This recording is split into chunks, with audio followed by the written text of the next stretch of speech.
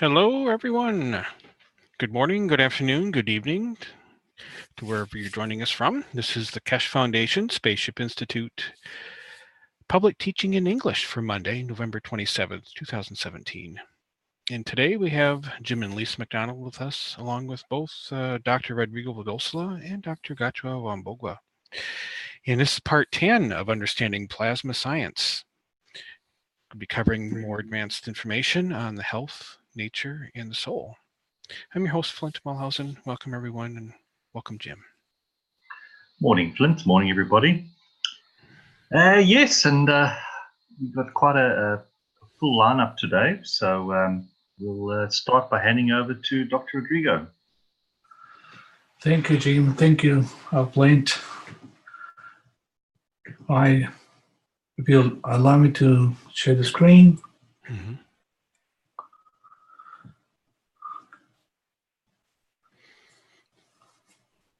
Can you see it? Yes, we can. Okay, thank you. Thank you so much, and welcome all of you on this workshops series of health. Today's number 10. Today we're going to discuss a little bit of patches, rings, how to make them, to use them as well, and food, how to make gans of food and gans of medication as well, of medicines, so how to use a pen and on health. So we're going to start with gans. In order to make patches, we're going to start with the basics of these elements, of these gans, starting with zinc, CO2, copper oxide, and CH3. This is the one we started to use. And remember, when you collect those, when you make these gans, do not forget to collect the amino acids of every single one. Yes, those amino acids is CHNO, is carbon, hydrogen, nitrogen, and oxygen. Yes, in every single one you collect those. And even though they are the same amino acids, but are in different strengths. So it's going to be specific with every single GAN that you make. And this is the one you're going to make the connections to your body, to your cells. So that's why you have to include it when you make patches. You have to include some of those amino acids. When you add the water GANs, when you make patches, sometimes at the beginning you start using the water, but then when you get more knowledge and understanding how to use these GANs for different conditions, you will start using GANs as well. But in all the time, you have to add a few drops of amino acids on that. So we're going to start with this GANs of CO2, zinc, CH3, and copper oxide. Each element matches with field strengths in the body. Carbon is a connector or the communicator, which is in every single cell of the body. And oxygen is a gravitator. So it helps to absorb as well elements in the body that it needs. Hydrogen is an energy giver. The zinc has the field strength of emotions. You will understand in the future how to use this in all the patients.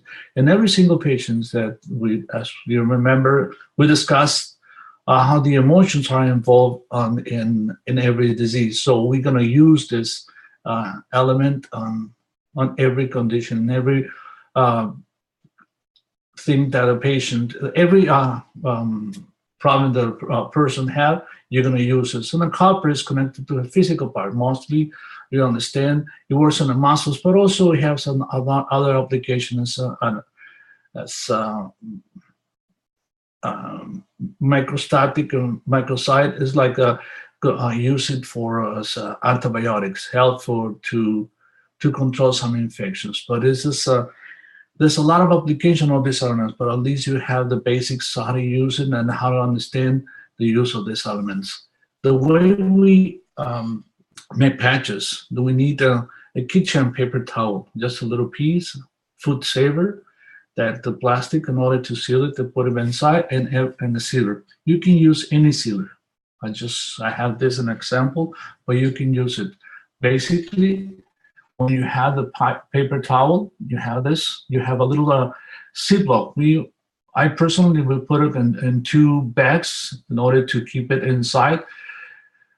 We use this different sizes of Ziplocs. So we put them inside, and then we add with the syringe a little bit of the water of the GANs that we want to use it. Once we put them inside, I check if this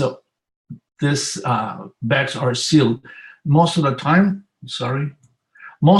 those bags are not sealed completely, so I use a little glue on this edges in order to keep it inside. Then when it's inside, as I said, put a little glue on the other side, and then inside the paper, the plastic sealer they use for food, put them inside and seal it. But remember, every time they use GANs, I use this dropper to add a little bit of 2 drops of the amino acids when I use it. So after that, you have those patches. You can make it any way you want it, but this is just a basic, just a way to do it. Then you put a little tag, knowing what kind of GANs you make.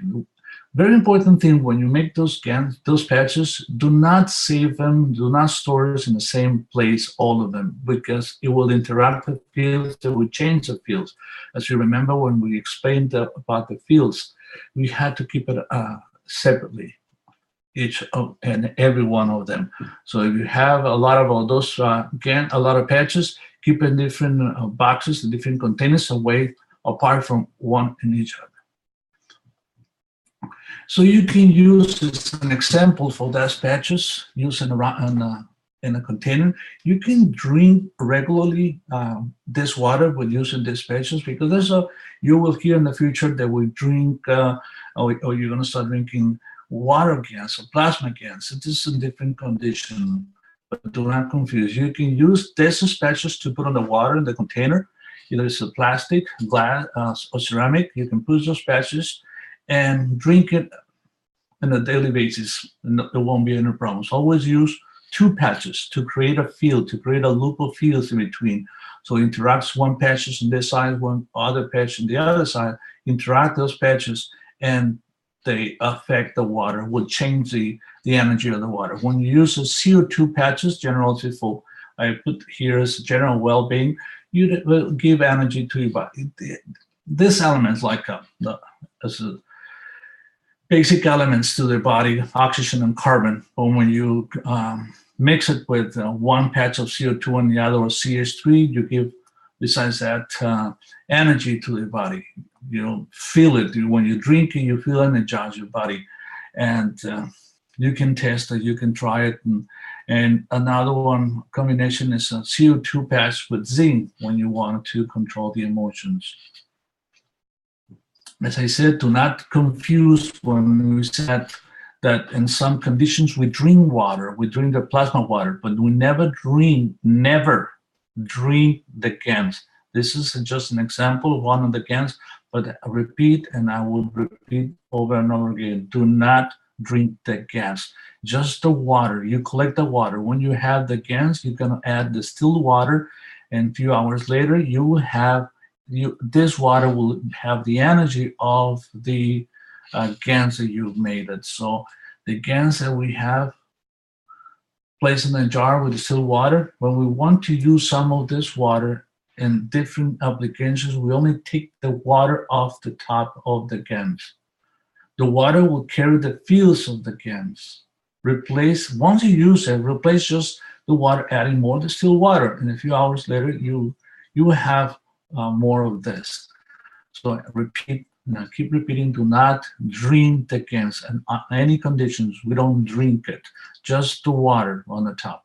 Once you finish this water, you keep adding distilled water, and a few hours later, you will energize this water with that gas, and you can continue consume this. As I said, in the future, we'll tell you how to use this water.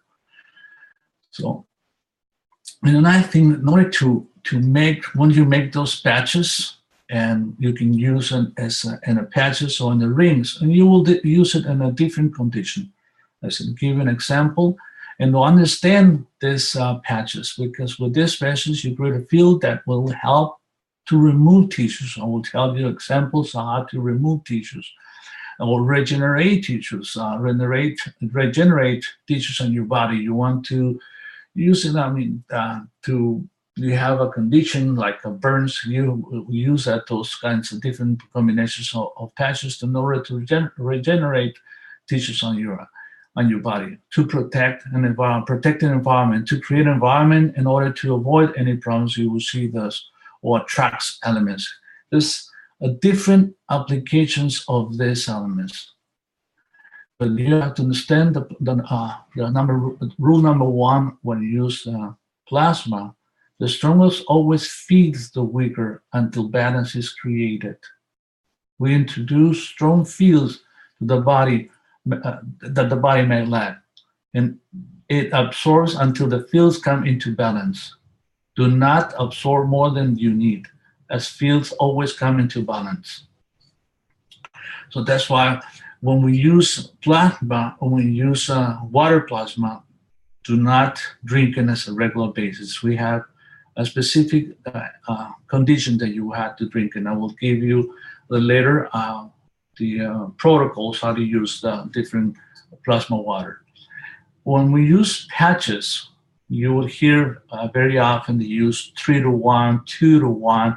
What does it mean? 3-to-1 means that you have 3 amounts of the doses that you need for certain condition. For example, if you have in the future, when you understand more about this plasma using on tumors like cancer, when we have cancer, we have found that the seed of the cancer is involved a metal that attracts all the elements. So if we know what kind of metal is involved, we make GANs of that metal, and we put this patches 3-to-1. We make, for example, if it's a big patch, or like the one you make, and you need, for example, 15 milliliters to fulfill the test patches, to keep all the GANs and all the patches, that means in this one, you will have to put 3 times. Okay, let's see. If you put GANs in this condition, you're going to put GANs on this elements are going to be 3 times the amount of the other one. So stronger with a weaker. You create a loop in between, and whatever's in the middle, it will blend to this field that created with the 3-to-1. The stronger and the weaker. You will have more understanding of using those different GANs and on different conditions on the body. As here we have like a problem in the arms, like in the center, like a tumor or something, and you create a 3-to-1, you push 3 on the one side and 1 on the other one. Create a loop of energy in between in order to blend, in order to dissolve this condition in the center.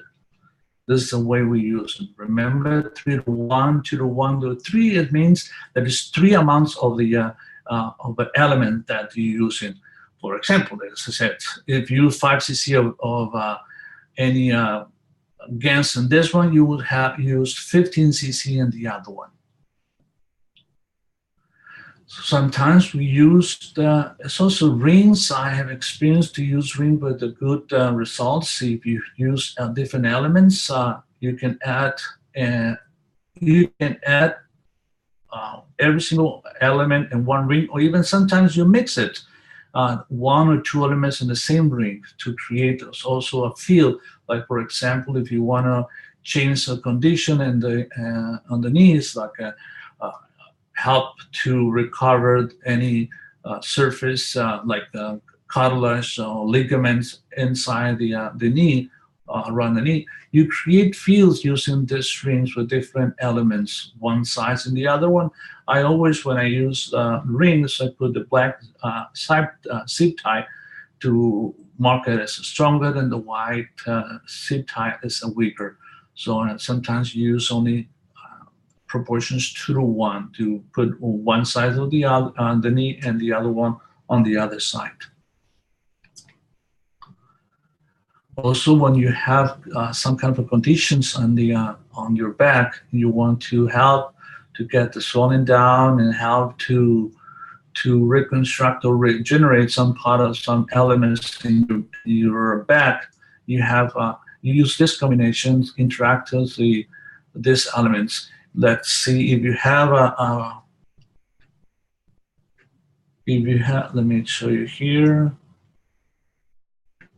If you have a condition right here and your spinal, you will start using CO2 on this side. If the condition, the effect is on this side, you will split CO2 and CS3 on the other side.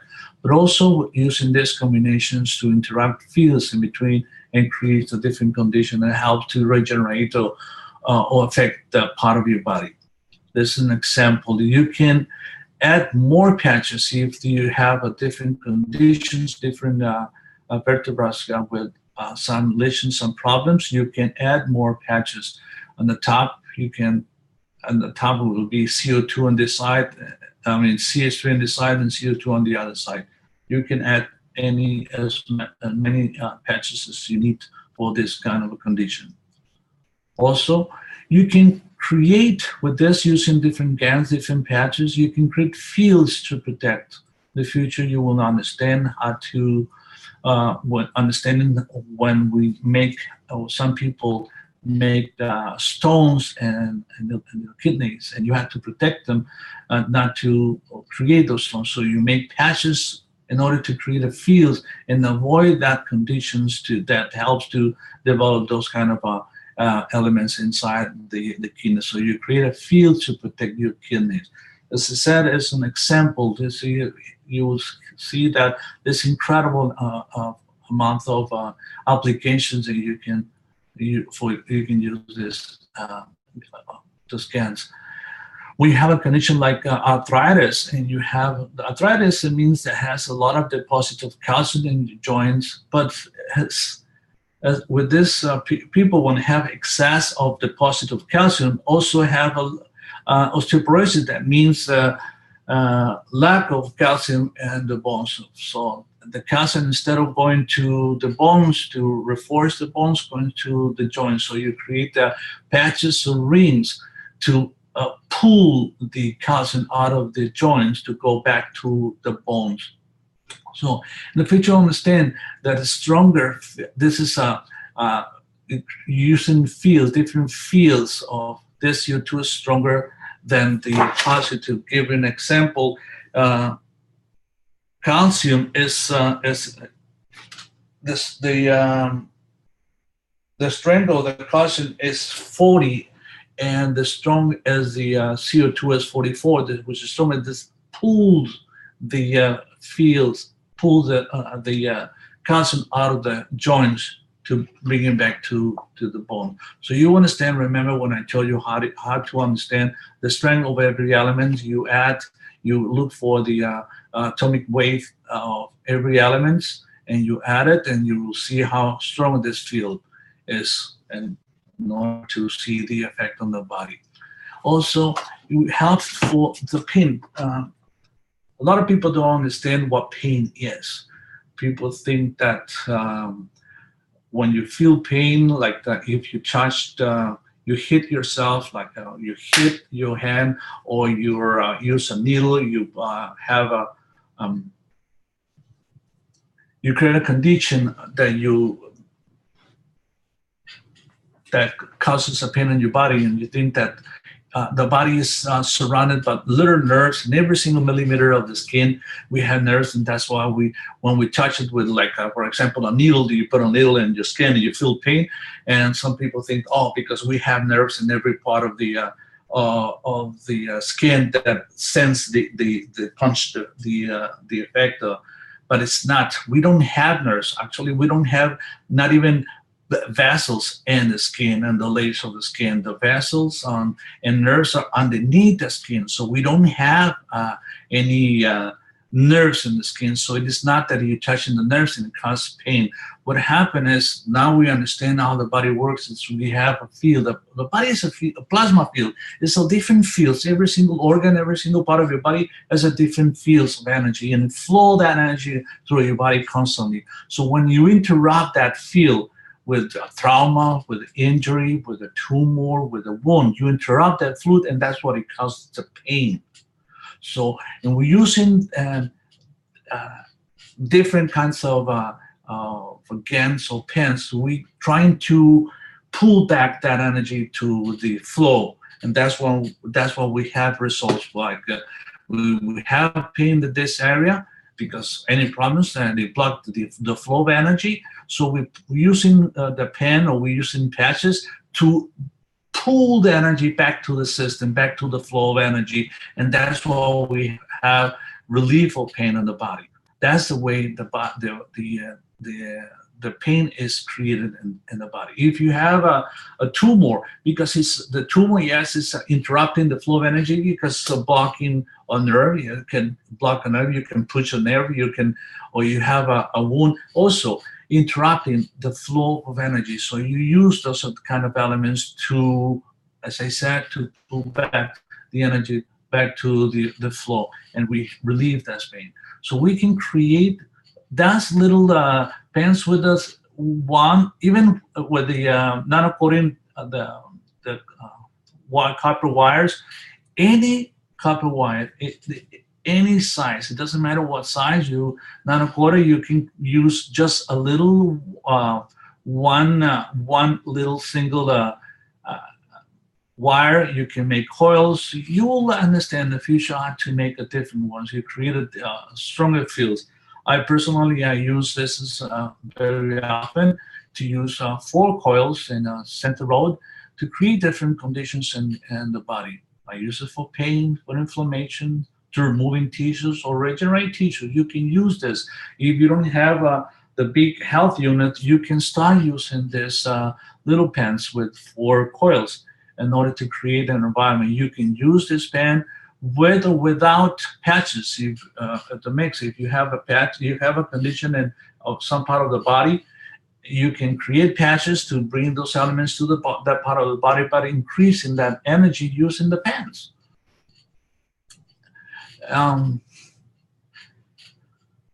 So it's just an example. As I said, to use a pen is not a layer pen. It's a tool that interacts with the fields of the body. As I explained, allows to continue that flow of energy. You just pointed the pen, and remember to use those. When you use those pens, put them inside the container, a little tube, glass tube, plastic tube. You can use it. You have to protect it. Do not use. Do not touch the nanocoated wires with your skin. Just protect them in order to create that feel and help you to achieve what you want. I personally sometimes I use this acupuncture zones. I invite you to test this. When you have a pen, any pen, and you feel the energy, when you put it in your hand, you feel the energy. Put those pens, the tip of the pen, in every part of your body. You have this guide to know what part of the hands represent that organ. Just put the pen here, like the stomach. You put the pen in the stomach, and you feel the energy on the stomach. You literally feel the energy. You will understand more about acupuncture, because whatever you put the pen, you feel the energy in that part of your body. Whatever you feel, sometimes like a problems in your neck you have, so you use this pen representing the neck of this and the fingers. You put the pen in what part of your, it's the left side or right side of the neck to have the pain. Use the pen right here, the energy, and you feel the effect on the pain. You will feel that the pain is helping you to release the pain when you use this on this pointers. Whatever you have, any conditions, just put the pen on that spot, and you have the effect on that body. And as I said, acupuncture. Do not, if you decide, or some of those people who like to use or use it, acupuncture needles for treat any condition, do not use those needles. Do not nanocoat those needles that you're using for the patients. Do not put those. It creates a different field, will affect it. They said only use the pen that is protected. You put it on those points, and you have the effects on the body. Now we have. I'm gonna give you an idea how to make food cans. I have a lot of requests through emails, through messengers, asking me how to create cans of food. So we have two ways to create it. If you have dry food or have fresh food. So if you have dry food, you can collect a little bit of every single container that you have on this container of food, and use a coffee grinder. So I put this and I create just powder out of this. It's a mix of everyone. So when I have a mix, I would use the GANs of CO2 plasma, not the GAN, just the water plasma. So I will use the CO2 plasma water, and that use this powder in this container, and add just the plasma water in. And a few days later, I recommend to you leave it at least 7 days, just adding the CO2 water, and you have the effects. Remember, as we said, the body's in a plasma state. When you eat, when you have food in your mouth, and as soon as it touches the tongue, as in a field state, it creates that turn that food and plasma and energy, and energy goes all over your body. Remember the example that I gave you when you're thirsty, you haven't drink water for, let's see, for hours or for days, and you dying for a little bit of water. And as soon as you have a little sip of water, you put a little water in your tongue, you have the effect. You have the effect of the water. Not the way we thought that when you need water, that means that every single cell of your body needs water. You have to drink it. The water has to go to the stomach, then to the blood system, and then distribute every single molecule of water to every single cell of your system. It is not true that way. So it's when you have water, and as soon as it's inside your body or touches your body, the tongue, it turns into energy and interact with the field of energy that you have all over your body. So that's why feel the effect instantly. So that's what we're adding right now, just adding the CO2 plasma water, turn into plasma, and you have the effect of those. If you have fresh food, it is a different ways to do it. If you have you chopped it in little pieces, every single one, you collect them, all of them, vegetables, fruits, meats, beef, anything, you put them in the same container. After that, you can add the CO2 plasma water only, and you will have food cans. If you don't want to do that, there's not different ways. If you can put it in the blender. You put everything in the blender. Some people said, "Oh, you put it in a blender, it will destroy all the cells." It won't. It has just a little cells are so little that you won't destroy the effect of the food when you put it in the blender. You have collect all the food here. I add CO2 water in order to achieve that liquidity of the food, and then put them in a container. So you put it in the container, you add a little bit more water again, it will settle down the food, and you have the water on the top already energized. After 7 days, you energize this food, and you use only the water on the top. You don't drink. I've seen a lot of people that call me, said they create food cans, they start eating that food cans. You don't have to eat it. You create already feels energy. You energize that food that you created. You have to just put it inside patches or inside of tubes. You don't eat those GANs of food. And also, some people say, okay, if I make those food GANs, I don't have to eat. No, it's not. We haven't said that you don't have to eat. You still have to eat a little bit because it's a condition created in your body. It will take time to get used to this new fields of energy. Your body will get used to it. It will take time to get used to this kind of energy. Eventually, yes, in the future, we'll avoid to eat anything, just creating better fields of food and you can feed yourself. Remember that we said your body takes out of food just 20% of the energy your body needs, and the rest comes through the skin of your organ sense. So, and in order to, if your body takes the energy through the skin, and so we can create fields of these elements of food that you will absorb this energy through your body, and you are feeding yourself. And some people also said, so we're going to be on diet. This is not diet. Remember, we turn every food that we eat, we turn into energy. The food doesn't doesn't cross the barrier of the stomach or intestine, just the energy.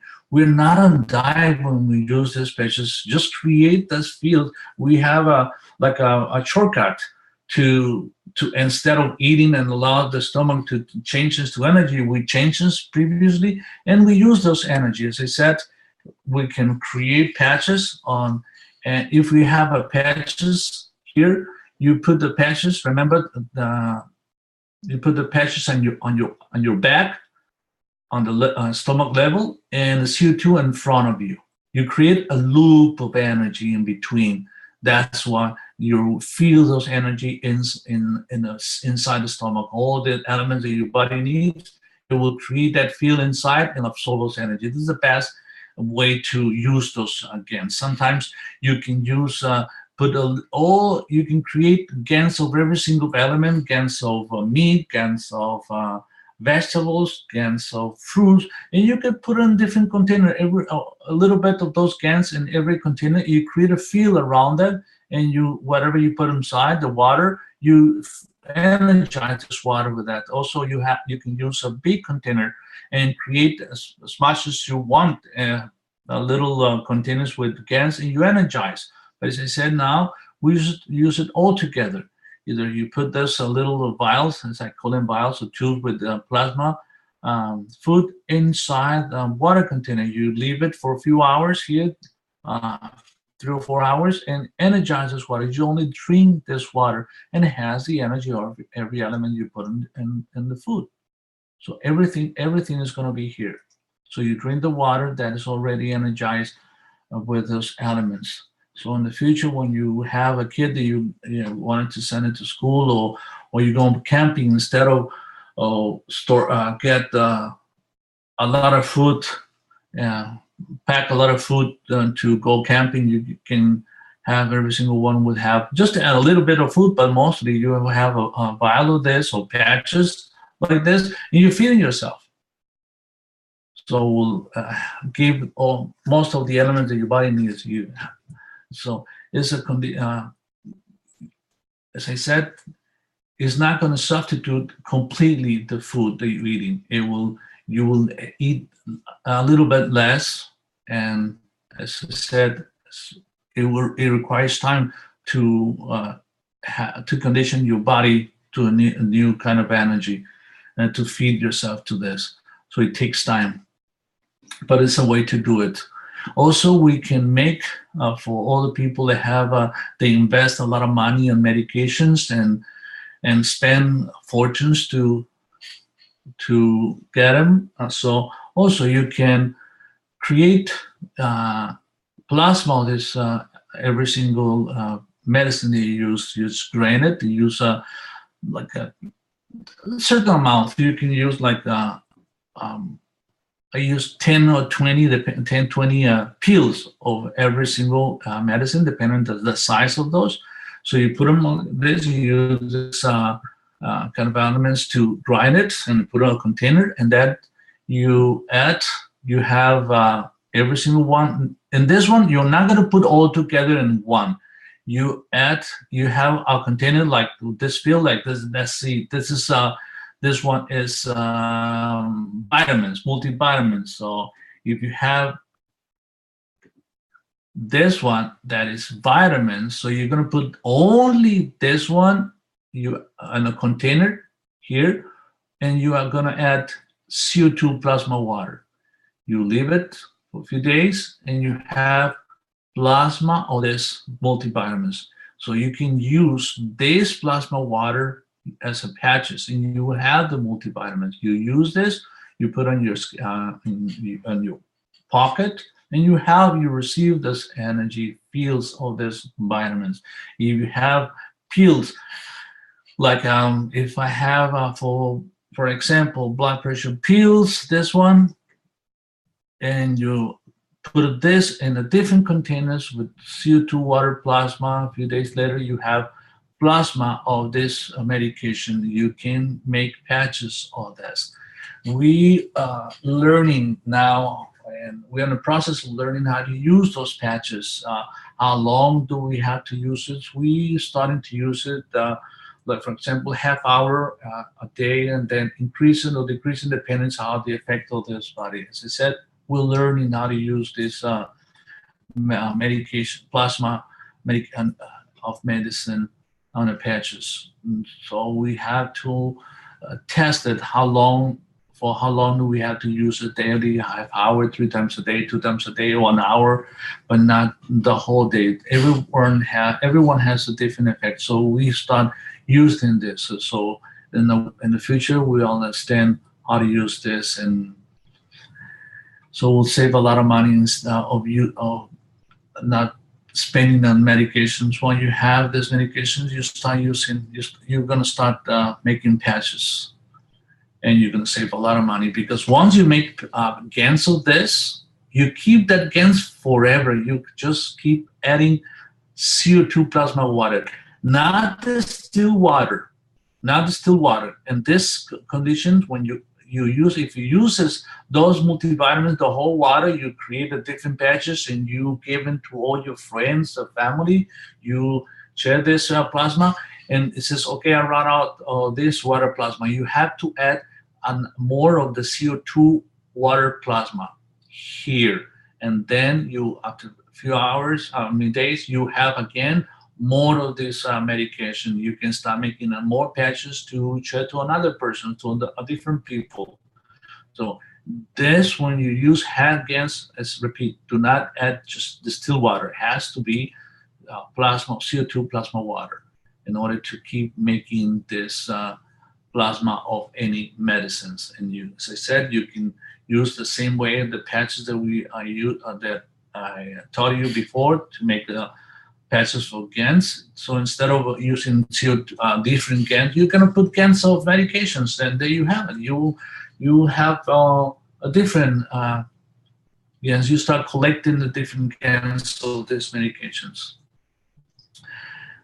As I said, do not remove the sediments of the bottom of the jar. That will remain forever. For many, many, many, many years. You have this 15 to 20 pills that are remaining here. It will create plasma energy of this medicine. So you don't have to spend more money to have this, in this example, multivitamins. You will have this medication forever. Any questions?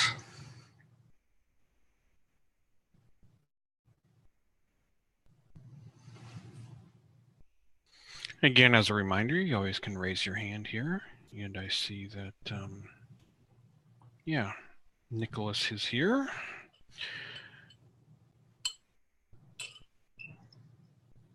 Hello, Nicholas. Hello.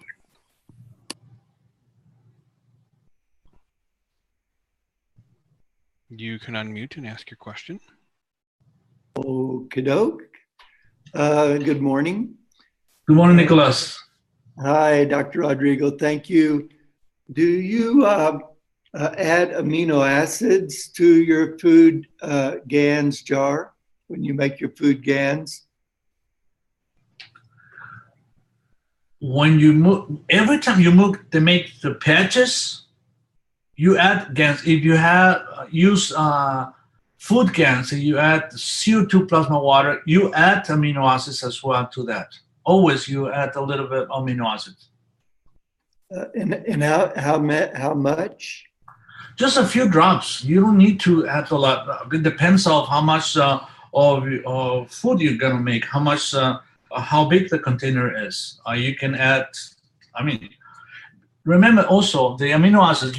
When you collect amino acids from the any batch that you make the GANs. For example, you make CO2 on the top. You have the amino acids. You collect them. You put them those in the distilled water.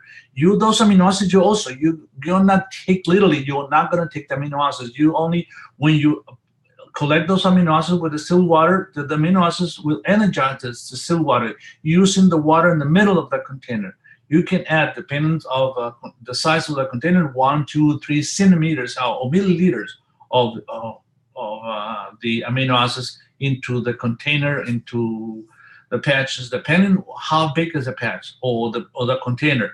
So you add the water, energized water of the amino acids, not the amino acids, but the water that has in the middle of the amino acids. That's as well. When you use this that's amount of the water in the middle, you run out of the water, you add more distilled water. In this condition, when you collect amino acids, you add distilled water. Days later, you energize that distilled water of those amino acids. It's not a dosage, okay, it has to be a certain dosage. No, it's just, if we use those patches to give an idea, those patches that I show you, I use just 1 or 2 drops of amino acids inside of the GANs that I'm using. So if you have a container, a big container, or big patches, you add more. I mean, if it's a lot more, if your net patch is using 10 cc's or 10 milliliters of water plasma, you add 1 drop, so you make the count. So you use 100 milliliters of, because it's a big patch, sometimes we make a really big patches, and we need 100 milliliters. You add 1 milliliter of amino acids. Very good, thank you. So just a little clarity. So we have now made a jar of food GANs or medicine GANs. Do we add a CO2 amino acids to that jar? Or when we make a patch or use it in some way, we add the CO2 amino acids to the patch? Either one. You can add the amino acids straight to the jar that you have the amino acids, that you have the food GANs or the medicine GANs in the jar. You can add it, or you can add it in your patches. Either one are correct. Very good. And then the next question is, when you're adding a little bit of GANs to your jar that you're making a food GANs in, or a medicine GANs, you're going to add a little bit of GANs. How do you draw that GANs off of your GANs jar, and how much GANs would you suggest you put into that jar of food GANs? It's not, it's just plasma GANs. You don't have to use the GANs to add it to the food or the medicine, just the plasma water, the plasma water, the water that's on the top of the GANs. You don't have to add GANs. You can add it, but not necessarily you have to add it. You just added the plasma water that's on the top, and that's it. It's not like traditional medicine. Okay, have to be a certain doses. No, just added water. As I said, once you energize the water.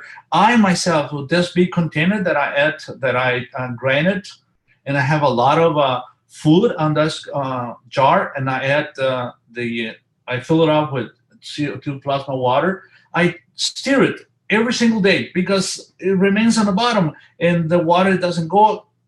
It doesn't I would say cover or affect every single drain. So I stir it. I check it every single day, or sometimes twice a day. I check it in order to touch every single particle of those foods with the GANS water plasma.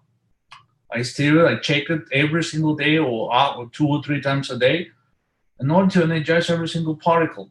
And then after 7 days, I had that plasma. As I said, once you use that water, you keep adding CO2 plasma water. It's not about how many. If I have 10 milliliters of GANS, I have to add 10 or 20 of water GANS. No.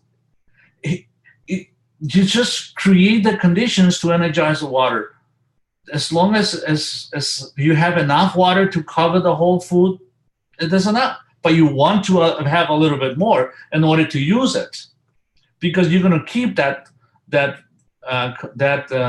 sediments or that elements inside the CO2 plasma water. So you're going to add more. This is not like a regular medicine. You have to be a specific amounts of CO2, specific amounts of the medication. No, forget about that. Just adding, just in order to cover a little bit more, and just shake it, and you energize every single particle of those elements. You energize it, and that's it. Thank you. Use the logic. I mean, if you have just a little grain, you're not going to use a gallon of CO2 water for a few grains of that medication. I mean, we have to use the logic, how to use certain amount, but it doesn't have to be a specific condition, specific doses of every element. So, and just to clarify, you're always using a patch, or you're putting it in a little vial and using that vial to energize water. You're never drinking it or anything, and that way it allows the body to take what it needs. Yes, you don't ever drink the GANS that you make, the food GANS or the medication. You don't drink that drink the GANS of medicines or GANS of food. You don't drink it. I've seen people that says, yes, on regular basis I drink my plasma water that I make of food. You don't have to drink this. Remember, your body is in a plasma state. You give him energy. You energize already the food. It's like if you eat it and the food goes to your, as I said, as soon as it touches your mouth, it starts to turn into plasma.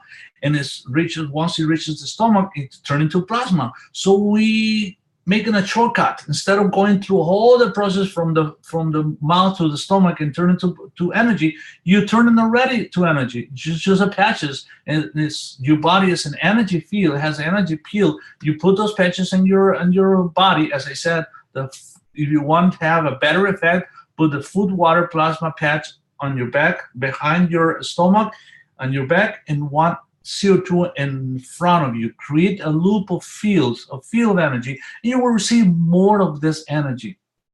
But also, if you use a vial, you put the vial food on the water container, you drink the water, you have the effect.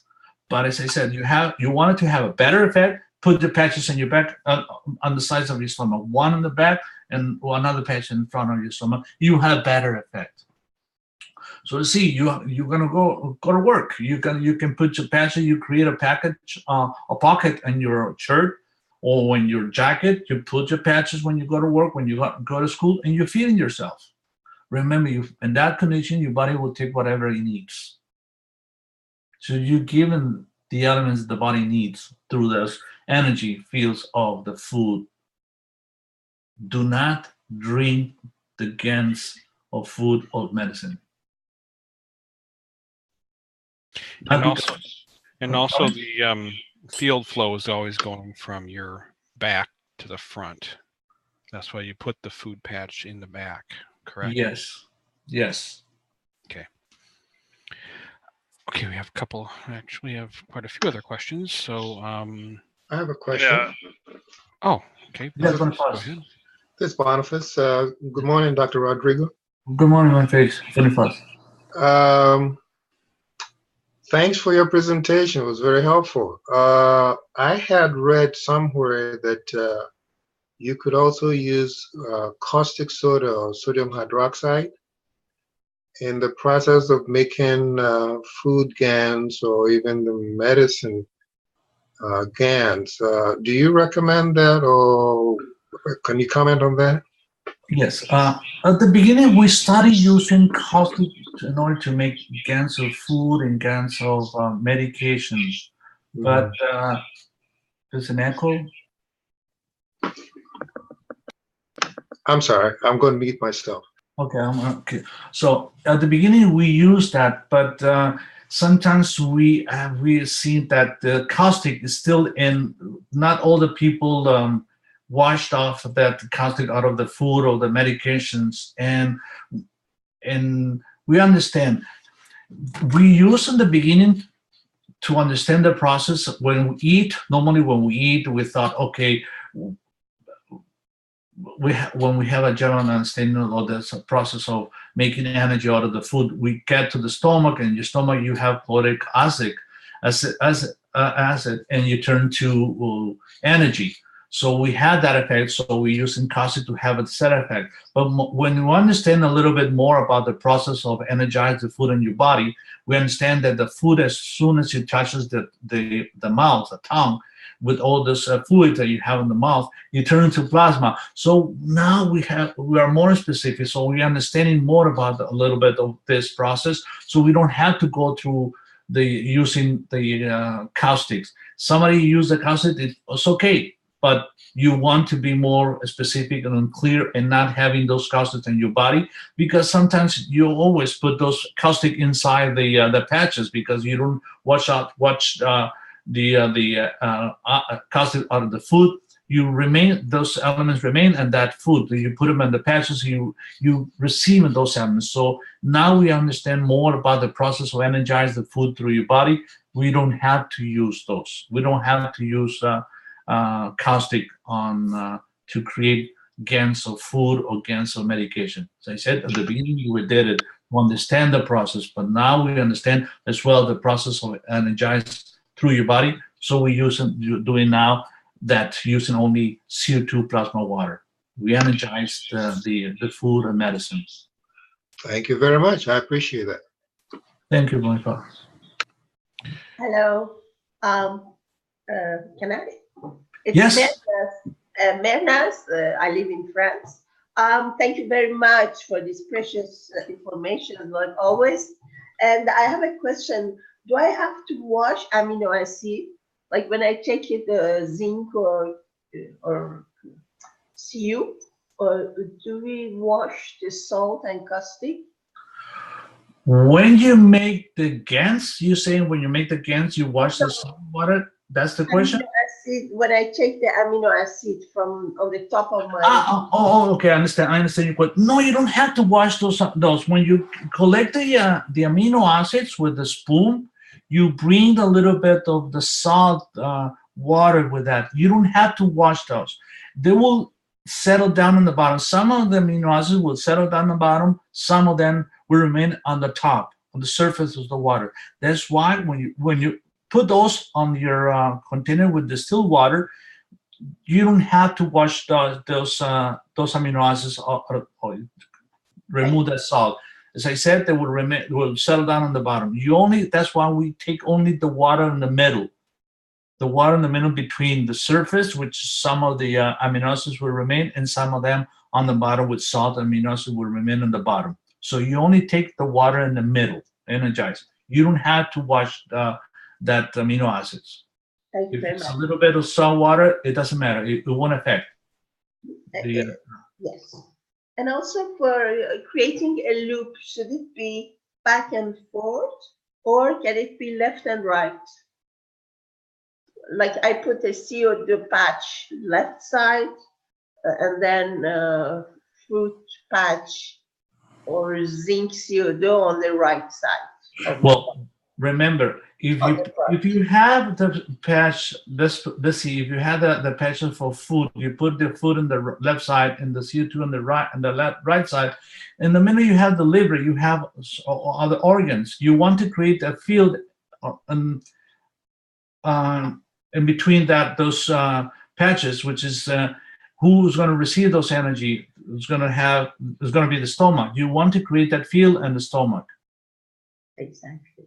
That's true. You can use, even if you use those patches you put on your pocket, in your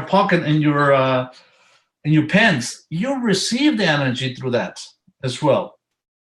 Hmm. You put just a food patches and you carry in your pant pocket, you receive that energy of that food. But as I said, if you want to create a stronger feel, you want to feel yourself better, you put patches of food behind your stomach and the CO2 in front. You create a loop of energy, and when you energize, you will have those energy, you're feeling yourself better. Right. As I And- said, if you carry your patch on your pocket, you feed them as well. But as I said, there's a better way to feeding yourself. Thank you. And also, Okay. when I make zinc and CO2 patch for the asthma, for example, if I put it 2 in front or sometimes over the acupuncture point under the shoulder, can I put one in the back, in the center of my back, over the in the center of my back, And your spinal? right up, like in the first or second dorsal, because there are acupuncture points also for us just on the back, the 2 sides of the dorsal spine. There are 2 acupuncture for asthma. Can I put just 1 big in the back and 2 in left and right shoulder?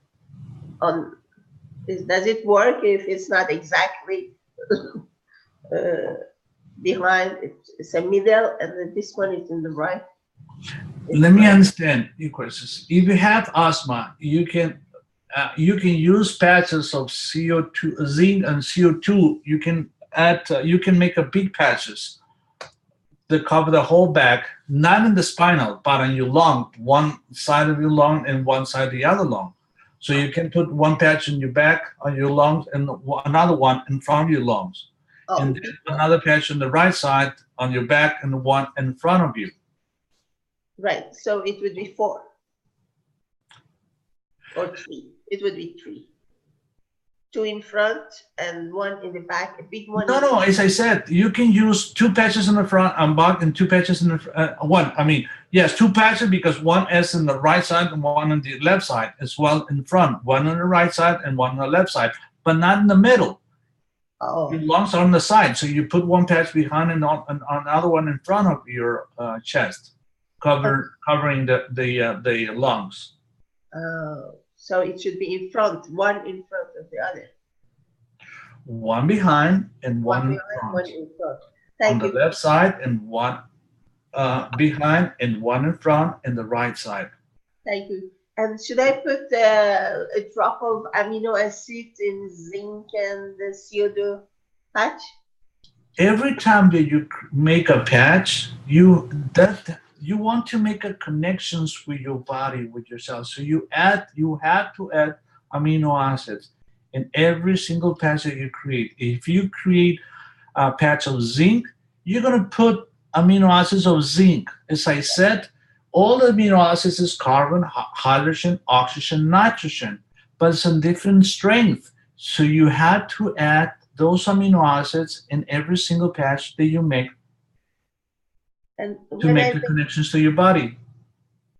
when I make it for others, what I should put amino acid also? No, for others when I make patches. Yes, every time if you make patches for yourself, or you make patches for your friends, or you make patches for your family, every single patch you create, you put amino acid, the water plasma GANs and the amino acids. Yes, let's see if this, as I said, if it's a little patches, or you need 15 milliliters of plasma water to fill to wet the whole towel. You add 1 or 2 drops of those amino acids, and you seal it, and you can give it anybody you want, your neighbors, your family. You can use it. You can give it those patches to everybody. But always add amino acids in every single patch. If you create a patch of zinc, you add amino acids of zinc, not of CO2. Thank you very much. You're very welcome. Also, when you make a patch and give it to somebody and they use it on their body, that patch tunes itself to that person's body, so it would be best for them not to share it with somebody else. Yes, yes. I tell them this. Thank you very much. Okay, next in line. Rodrigo. Yes, John. Hello. What about when you make meat in the water gans, that food gans, doesn't the meat rot in the water? What I do, no, but what I do in order to avoid contamination of that, rotting, yeah. I add a drops of copper oxide. If I have a big container and I might have started to create some kind of fungus on the top or some effect, I add a few drops of copper oxide inside the container in order to protect that. Good. Thank you for reminding me that, John. Thank you. As John said, sometimes when you create this food and a few days afterwards, you're starting to see a little growth of fungus on the top, said, yes, it's a contamination of that food. So in order to avoid that, when you have a big container, you add the still water, not distilled water, it's CO2 plasma water on the food. You add just a few drops of 1 or 2 drops of copper oxide inside of that, and you protect again any growth of infections, bacteria, or fungus.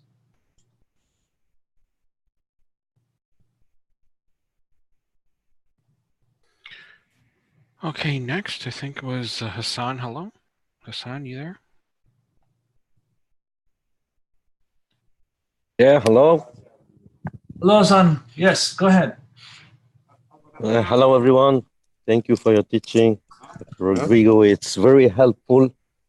I just need to ask a question, maybe 2 questions. First one would be on the soul aspect. Why is it that when I give pens or paint pads or patches to people which has pain, it works quicker than, like, sometimes it's instantaneous, sometimes it's after 1 hour, after 5 minutes, after 6 hours. But when it's pain on myself, it takes more time, like 5 days, 6 days, 15 days sometimes. Well, depends what kind of a pain you have. What is the condition to create the pain? It's not all the people have. Remember about the pain. How is the pain is created? Through an injury, through an object, through a hit, your trauma, through a tumor. So the condition, how the pain is created, is different. So the effect is gonna be different in every person. Yeah, well, usually on external injuries like bleeding, it works. It take more time. Like abscess. How do you explain abscess, staphylococcus? That thing hurts a lot, and it's not so easy to handle.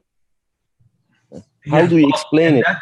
In that condition, you have an infection. You have the condition that's causing, constantly interrupting of that flow of energy. So you have to treat that staphylococcus. You have to treat the infection in order to get rid of that condition that is creating the pain.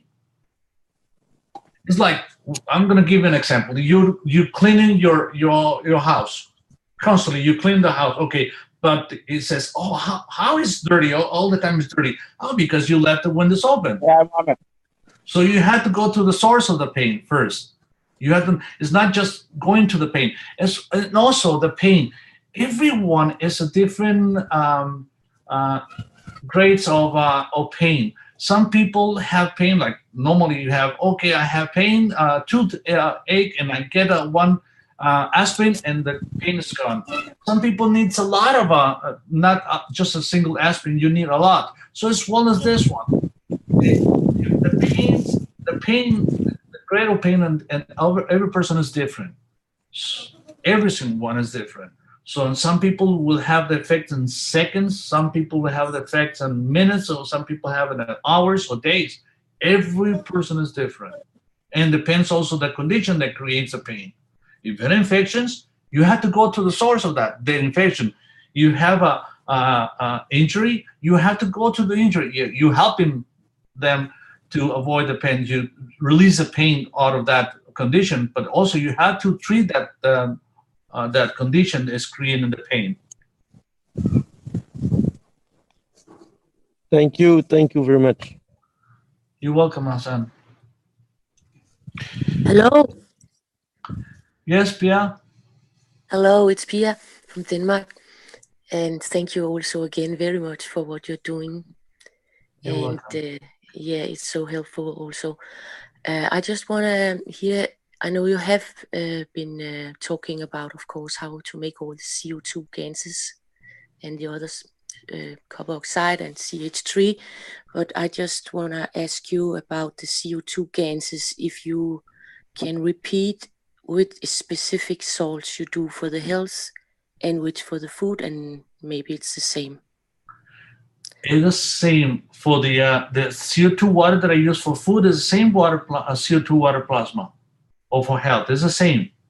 You only use the water plasma. Yeah, that's right. But it's the same. So it's the same. Can you say the specific name of this salt again? The salt to create the GANs? Yeah, the CO2 specific. Well, you can use different. I use a regular salt. I use. You say, personally, I have a CO2 plasma or CO2 GANs made of regular salt. I have CO2 water made of using sea salt. I have CO2 made of potassium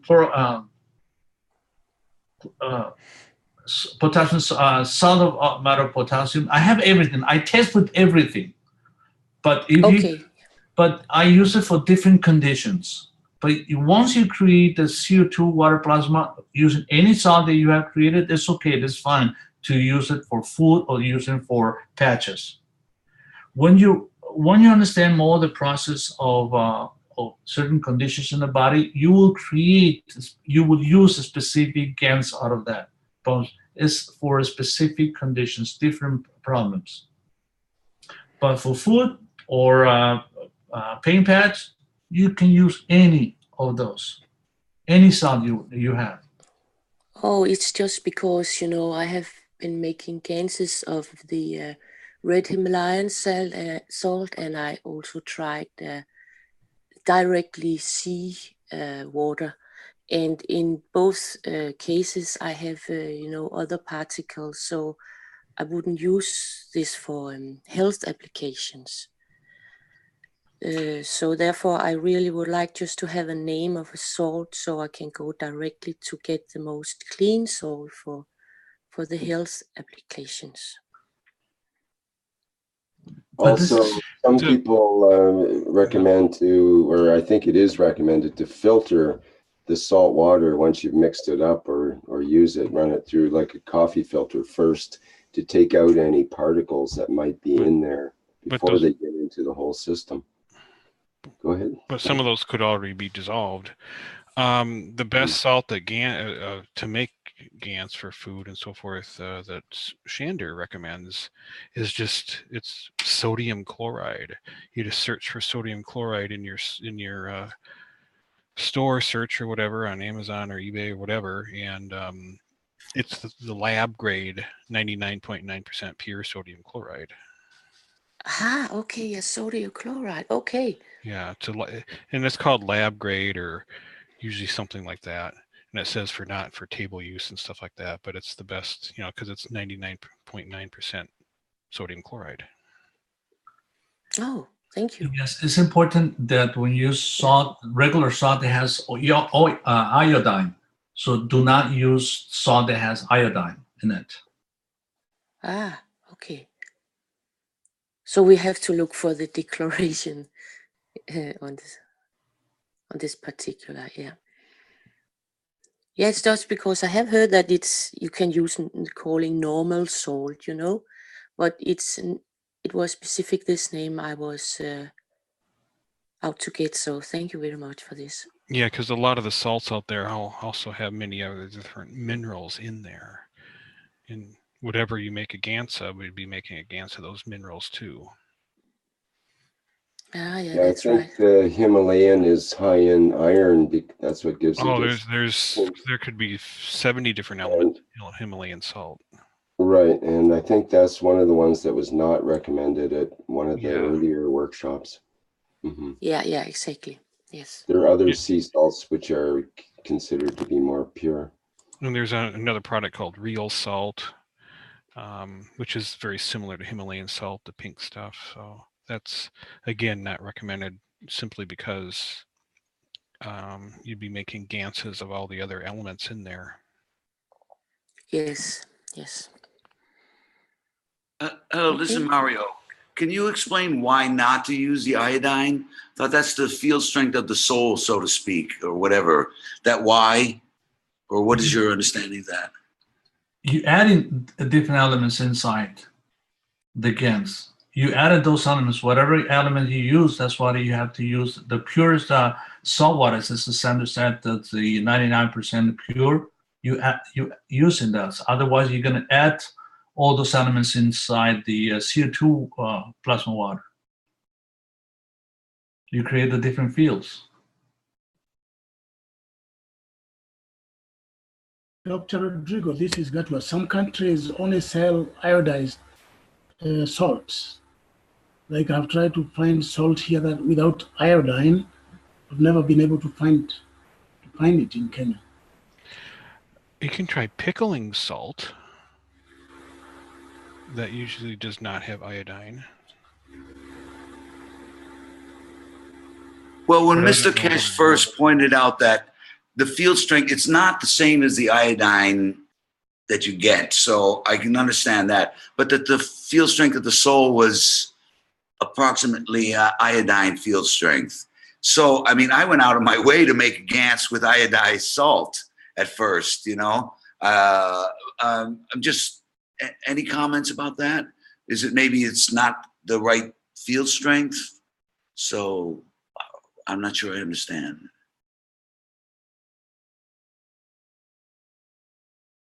I would say if, like Gato said, this is the only salt they have, you use it. You can use that, any salt you create CO2, you're gonna use it to use that water plasma to create food or create pasture. You can use it. If you don't have any, you can use that one. It's just a little, the strength is a little different. The energy strength or the condition of that salt is going to be a little different.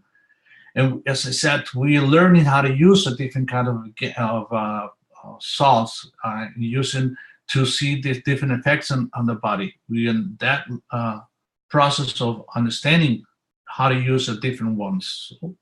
But if you don't have any other, you can use it. Thank you very much. Yeah, but I mean, your body's only going to take what it needs and not what it doesn't need, right? So, is there really a different effect when you use the different salts? Yes, that thing that your body will take whatever it needs. It's a little tricky because one of the things that also when you make food, if you want to create GANS food, and that you have to check on the container of that food if it has aluminum or it has lead or it has mercury. Some of those have those elements, and you add it to those food. And if you create food out of those or GANS out of those food, you have those elements as well. It's not that, okay, the body will take whatever it needs. Yes, but if you have those elements will affect your body as well. So it's not just that is specific as, oh, your body will take what it needs. No, if you have a different condition, you will receive some of that condition as well. If you have like the proper elements that your body needs, your body will take what it needs. But if you expose your body to different environments, to different strengths or different elements, your body will take those elements as well. As I said, we have to be clear of this when your body takes whatever it needs. If it's in the right condition, it's like outside. Why we create those health units? Why? Because we created a different environment, because outside in the environment that we live in, there's a lot of pollution. Your body taking all those pollution out of this environment. So you're receiving those elements, those energy elements of those that are in the pollution, you receive this. That's why it creates an imbalance in your body, start creating diseases. So this health unit that we're building is creating an environment, a pure environment that your body will take whatever it needs and the proper condition. So you create like a food GANs of something that are perfect, there are all the elements that your body needs, will take, your body uses, it will take only what it needs. But if you add different elements on that, you will take those elements in your body. It's not that you have a sun on your skin, oh, I will take only what it needs. If you have those elements, the proper elements in front of you, yes. But if you have other ones as well, that will come to your body. So we have to be careful about that concept of your body will take whatever it needs. As I said, only if those elements are proper, those elements are that your body needs in that moment. Or is in that environment, all those elements are in the environment you are in, your body will take what it needs. But also we have a question on a live stream that relates to that, and it came up earlier from Gunther. How can I know what sort of food plasma the organism needs? What food?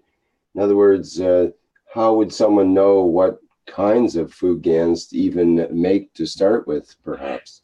Yes, okay. You have, let's see, as I said, when you get the box of any food, you have to check the container of that box if it has different elements. As I said, some of that food contains different elements like lead or mercury or aluminum. It comes with that. So you have to be careful what kind of food you are using to create plasma food. Because whatever element that food has is going to be in that GANs that you're making. So you have to be careful what kind. If it's a food that is contaminated with mercury, you will put mercury in that food as well. But how do we tell? Like, how do I tell? Gee, I think I need magnesium today. Like normally we wouldn't do that, but if I was in the grocery store, I might go, oh, I need some leafy greens today. I wouldn't be looking for magnesium necessarily, but my body just knows which food that it needs at a certain time. Is it that way in selecting the food GANSs as well? Okay, when you have the food, you have all the elements, as I said. When you have the proper element that your body needs, let's say, we are made of 25 elements. You have the food that's 25 elements. But in the condition in the moment says, you said, okay, part of my body, because I have to regenerate some of my tissues in my body, I need magnesium. Yes, you have the food, you will receive the magnesium out of that food. But you have all conditions, every element. That's when you said that you can apply. Your body will take what it needs out of that. Because you have the pure elements and that food that you create and that GANs that you created. You receive those elements. You need, okay, I need potassium. You will receive, you get the potassium out of that energy field that you create out of that with that food GANs. Whatever elements your body needs, you will receive it when you are close to them. But as I said, if you add and that's elements, other ones that your body doesn't need, you You are given those elements to your body. You expose your body to those elements. Dr. Rodrigo? Dr. Yes? Rodrigo? Hi, Jalali here. Yeah, Jalal, go ahead. I would like to add two things, if you allow me, please. Yes, go ahead. Jalal. If you work with the plasma, you need to understand one thing. Plasma give and take. If you make a food gas and you drink it, that you dictate the condition. Whatever in this water, you will receive it all. That the body, it will not reject anything. But if you work with the reactors or pens or any other condition outside the body, that means the body will take what it's need and gives what it don't need. Only this is the condition. Whatever you make, if you make a gas for food or to drink it, that this will dictate the condition. Everything will come to your body. It will affect it, especially in good way. But the other material, what you are put it with the food gas, it also the body will take it because it's sort of energy, packages of energy. It's the same thing of anything else come with the diseases, with the cancers, with everything, because it is energies. But there is one thing, all of us, maybe now we begin to understand it. Anything you take, you need to thank it. Look, if you bring someone to work to you, before it work to you, and when he sees that you are a good person, you will thank him for what he's doing, and you will appreciate what he's doing. He will do it in the best way because he feel it. So whatever you do, especially with the plasma, and you know what, before the plasma, why we get sick? Because this food, what we are consuming, it came from a sort of use of this energy source.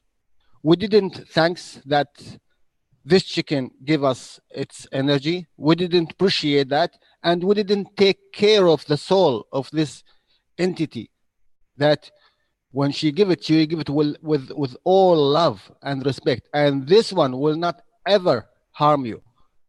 That's why in the plasma science, you need to know something very, very important. Whatever before you do that, your attention, it goes before you. So when you making pens or making anything with the plasma, or making food or making anything, your attention, where it will goes. Like Hussein, just I heard him, he said, when I do it for the others, it's work. For me, it didn't, because it's the intention, what you needed from it. That is the thing, what is capture us from everything. And even if you are graduate in this thing and you understand it, you don't need to do plasma. You don't need to do any CO2 and zinc and that, because your body is that.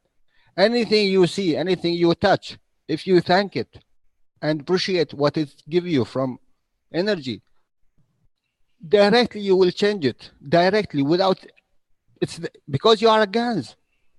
You are full of plasma, of gases. You don't need to put the water in it to change it, to take the power of the plasma. Yourself, if you understand that you are, when you touch anything, when you see anything, when you even visualize anything, it will change. You are the changer. So change began. Change yourself. Thanks for everything. And you will see, if you thank this, breathe what you are breathing now, in 1 second, if you thank it, whatever is inside, it's not only oxygen, hundreds of thousands of another elements. If you thank it, really thank it from your heart, you will see it will change you for better.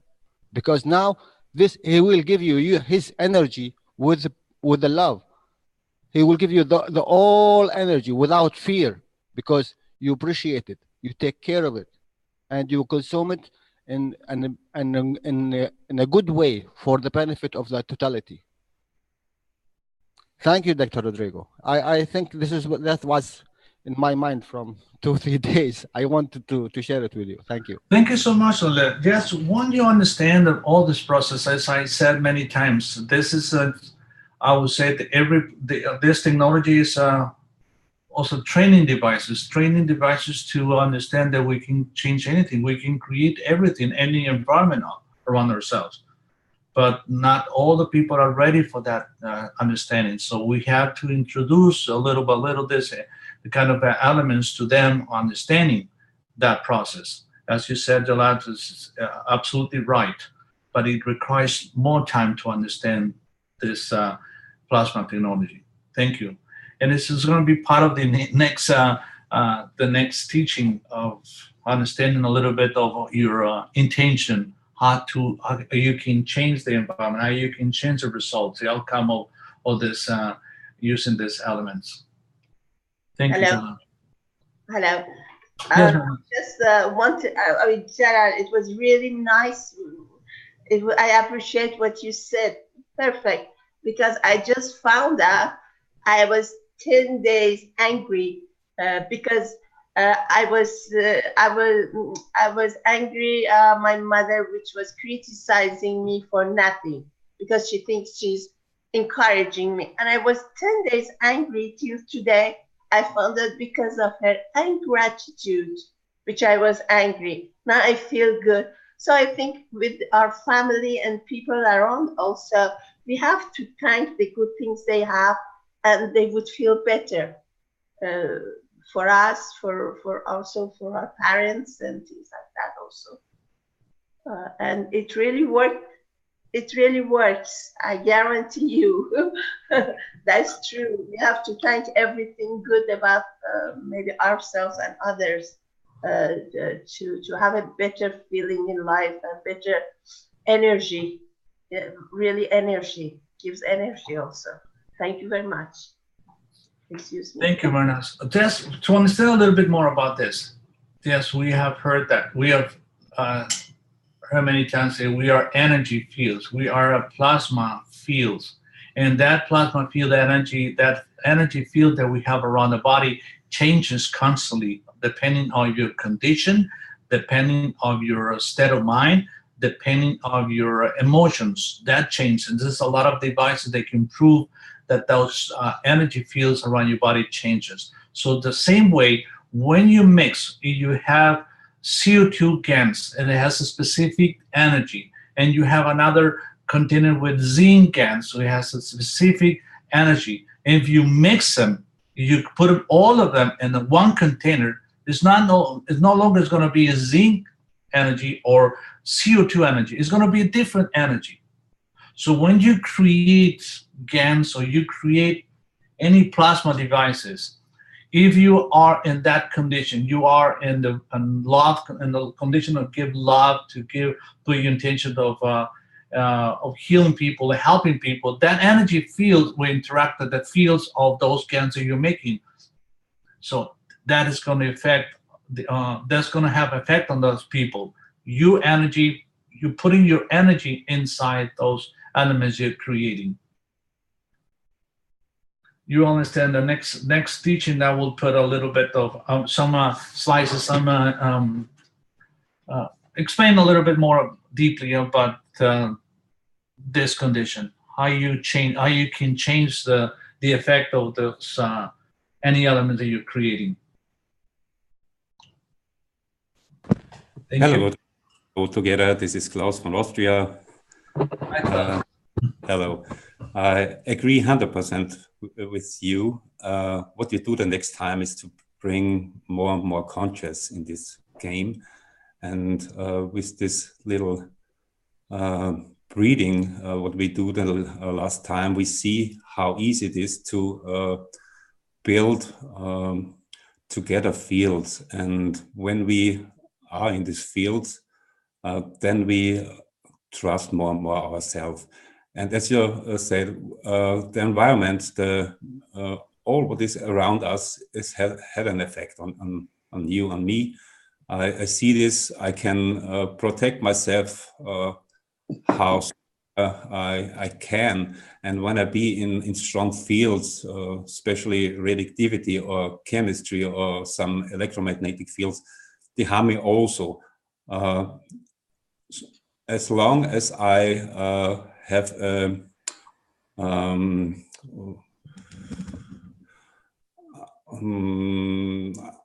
I'm not so in this that when I have a little bit fear in me, then I close this thing, and then these things harm me full.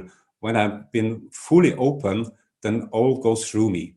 I feel this, but it harm me not. And this is the game what we have to play, that we see what we do and what things we bring in the ganses. Yes, as you say, when we bring some things together, it's not CO2 and zinc. There's so much different fields, and the body doesn't know what it is. You bring it in, and he had to play with this. And some things are good, and some things are not so good for us. Thank you. Thank you, Klaus. Hello, again. Hello, Pia. It's Pia again. I also want to add very much what you said, Klaus. I have not been using the crystal cells for the health applications, but the work I have been doing with the ganses from the beginning, from all the start of the nano coating, it was really strong because of the intention and the feeling about it, and that made it to be very positive, because I can feel and I can see the fields are affecting the whole environment, and in a good vibration, and everything is like getting more balanced and more strength, of solid centering, or whatever you can call it. It's just feeling more balanced, everything. So it's a great experience, and I just want to thank you for that. Thank you, Pia. Yeah. Hello, Dr. Rodrigo. Thank you for all the precious informations you are giving us. I would like to ask you something, please. I'm Frederick from France. And you said hers, we have to store patches in different places so they won't interact together. So I wanted to know if it's the same thing for bottle of GANs, Well, if you have bottle with GANs, you can keep it in the same place because it has a GANs energized. But if you have only plasma water, let's see, you have one gallon of CO2 plasma water, 1 gallon of zinc plasma water, 1 gallon of CH3 plasma water, only plasma water, not GANs on it, you not store it in the same place because it will interact those fields in between and change the energy. As I said, when you make those, when you put two fields together, you create the different fields. But if those containers have a GANs on it, they won't be affected. Okay, thank you very much. You're welcome.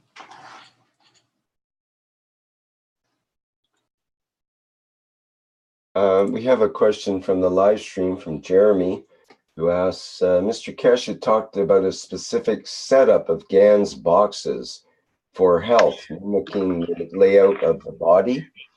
And can this arrangement be simplified and put into a diagram at some point?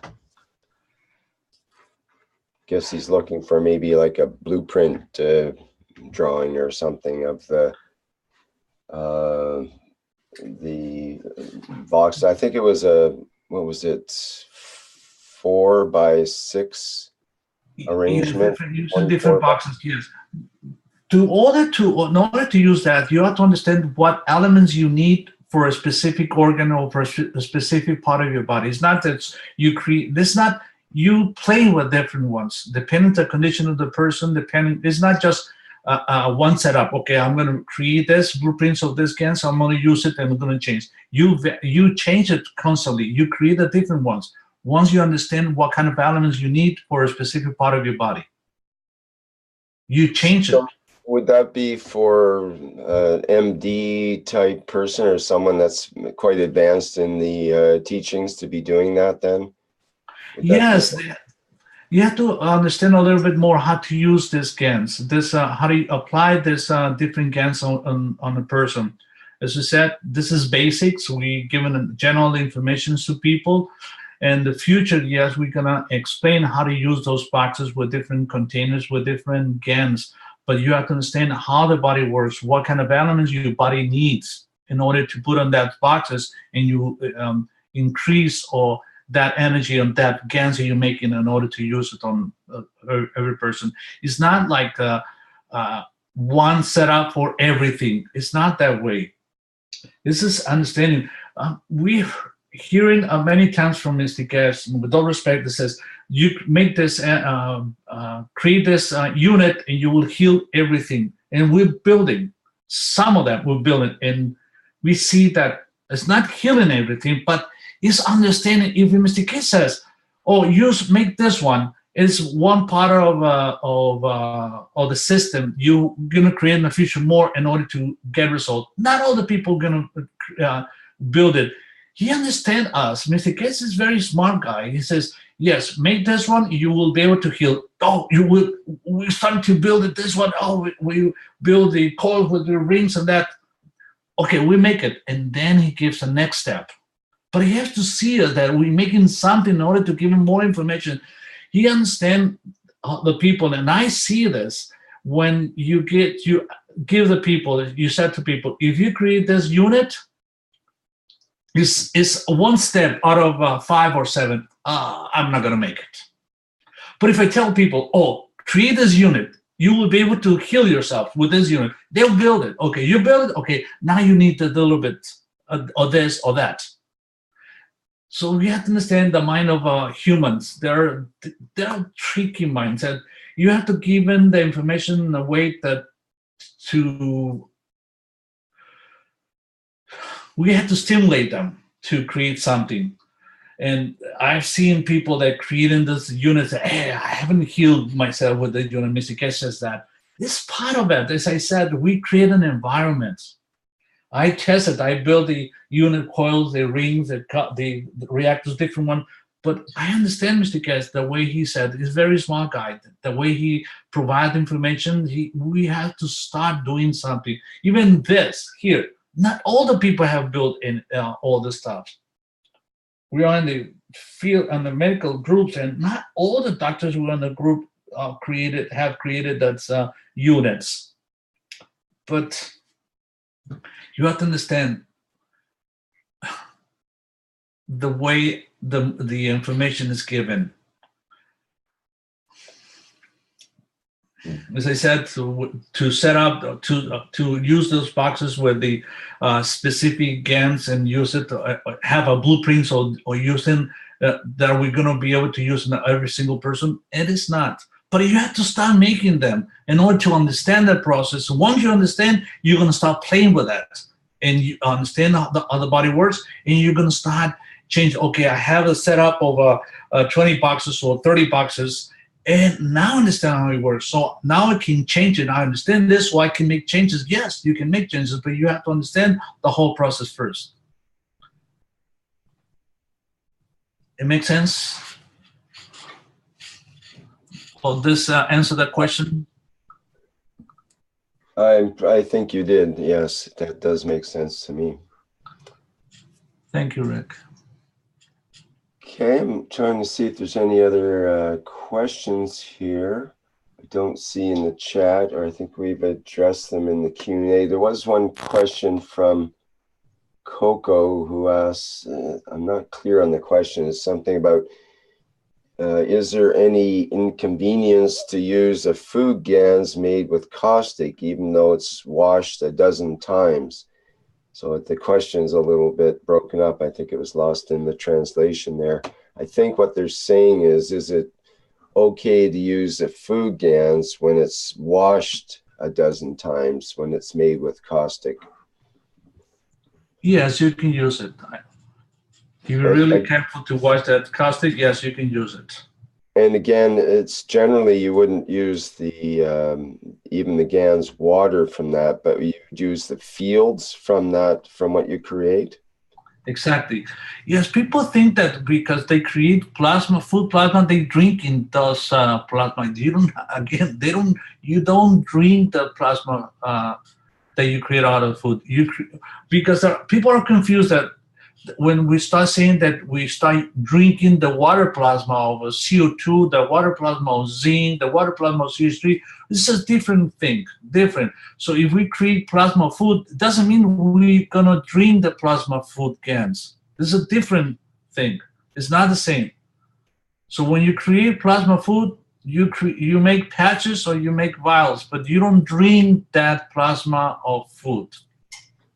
Thank you for clarifying that. And I know you've said that several times now in your presentation. So just to be clear for people that is the case, so we don't get people doing things that they probably ought not to. Doug asked, does it make a difference if we keep GANs in a cupboard or in the sunlight? So does sunlight deteriorate the GANs? And is that important? Do you have to keep it in those brown colored jars that keep the light out, for example?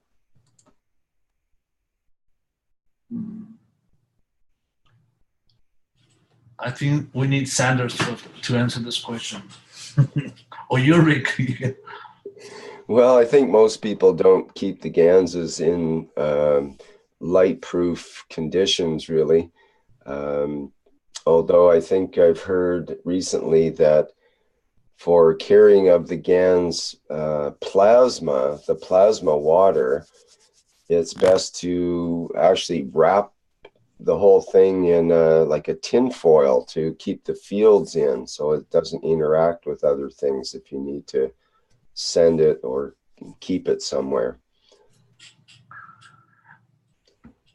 But I'm wondering if you wrap it with foil, aluminum foil, that feel affect that field of GANs. You wrap it with different elements.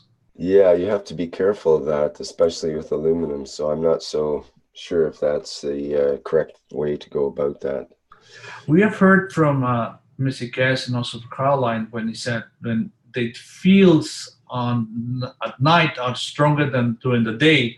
So if you create GANs in the dark area, will be stronger fields.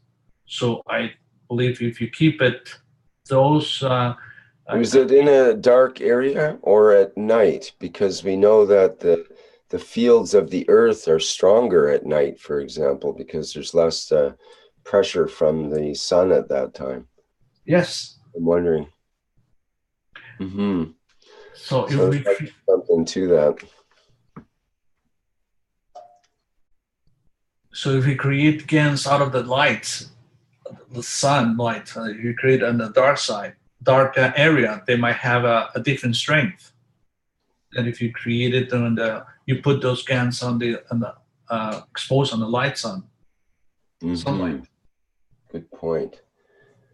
We have a question from Sylvain in the live stream. If we give the GANs of CO2 to a person who doesn't understand or doesn't believe in the technology, is the treatment also effective? Good questions. Every time that I give when I give a lecture to people, doctors or whatever, the audience that are present, I always said, do not believe everything that I'm going to say, but at least open your mind to the new technology and test it. I've seen people that don't believe in anything, you give them those patches and have the effect. If they don't believe it, it's okay. It's a nice way to prove them the opposite. They don't have to believe. It's not about belief. You understand those energy fields that you created, and you understand that the body is an energy field. Just allow them to test it. If they don't believe, it is a good thing. I like, we're honest, I like to deal with people that don't believe in this technology. I like to talk to them because I will give them something that will test them. They have tested and they understand and they become a believer. So you don't have to believe to have the effect. So I said to people, do not believe, just test it. And they test it and they have result and they accept this technology. It's not about being preached this technology. I don't come through the audience says, believe me, this is the best way. No, I say the opposite. With saying the opposite, they open their mind and test it, and it will have the effect. You don't have to believe. You will have the effect. Trust me, you will have the same effect on people that believe or do not believe. It's a beautiful technology, understanding A good example might be with animals. You can have animals that have gotten amazing healing experiences, but they don't necessarily have a belief or a, they're not there with a whole set of in their mind about the technology, already knowing about it or not knowing about it. That's irrelevant to their healing, actually, and they just do better. Beautiful example. Yes, thank you, Rick. Yes.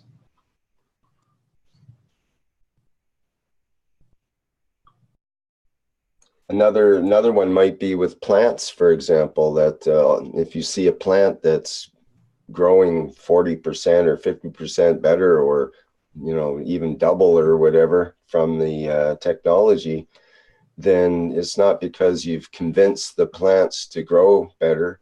It's because they're happier with that in that environment, and they just excel. The fields are right there. You changing the environment, you changing the field. That's the effect of the fields. You don't have to believe anything. The result you will see the result, the effect of this energy everywhere. Animals, plants, people. That's a beautiful. So I said, the more I more into this technology, I love more. I love it. I enjoy it. It's beautiful, this technology. Hello. Speaking of plants, to move on. I think that maybe because the plants, they don't resist or they don't expect a miraculous effect on themselves.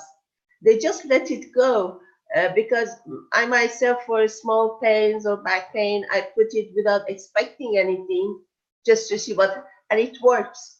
But maybe for some people they expect, okay, they're waiting, okay, when does it work?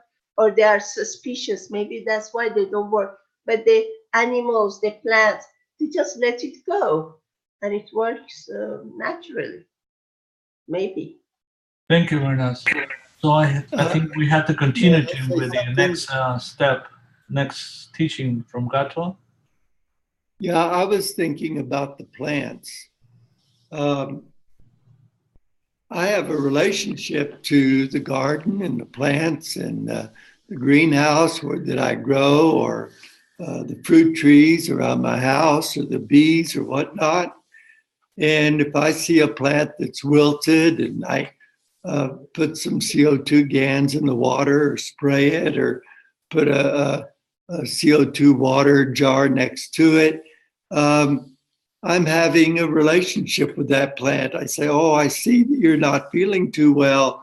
Here, maybe this will help your environment. So I think that relationship and that love that you have for the plants or for the animals or the people in your environment, when you're sharing this GANs with them, that has a great effect. And I sure wouldn't make any effort to just be neutral and say, here, this is, I'm going to put it there, so heal yourself anyway. I think that there's a love and a compassion and let's put it, a gratitude that the person that's administering the GANs to has a great effect on the plants. So, and the plants aren't just plants. They have elementals, they have elemental beings, they have all sorts of other elements connected to them. So there's a totality of love and appreciation and gratitude that we bring to every situation. Thank you, Nicholas. Yes, thank you, everyone. We need Thank to you, move on Rodrigo. here now. It was a lot of good information there for everybody for today. Yes. Thank you very much. All right, let us continue.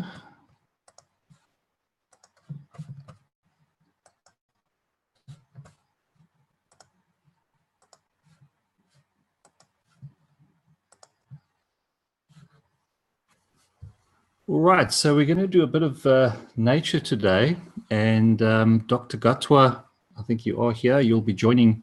We'll be sharing this presentation because I'll do a couple of slides, and then Dr. Gatwa will take over.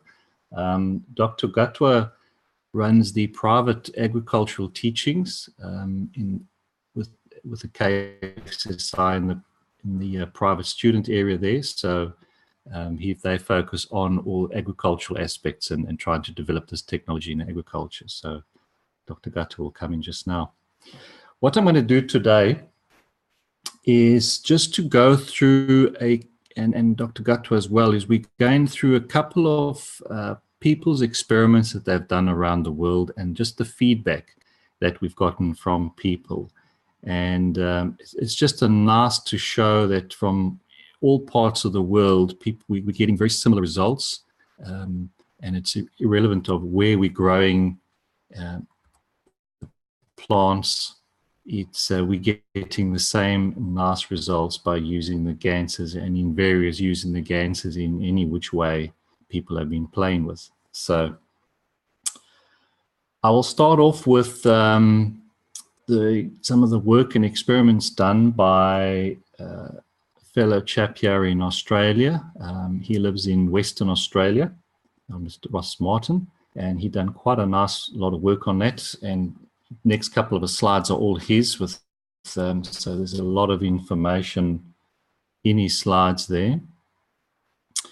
Just in terms of his brief background of his region and where he's growing, it's mainly wheat and sheep production that he's involved in, and it's very hot, dry summers, which is across most of Australia here. And in general, as you were saying, fruit and vegetables are not grown due to lack of water. So what he did was he tried different plasma technology, used it in different ways, and he tried to grow different produce, and these are the results.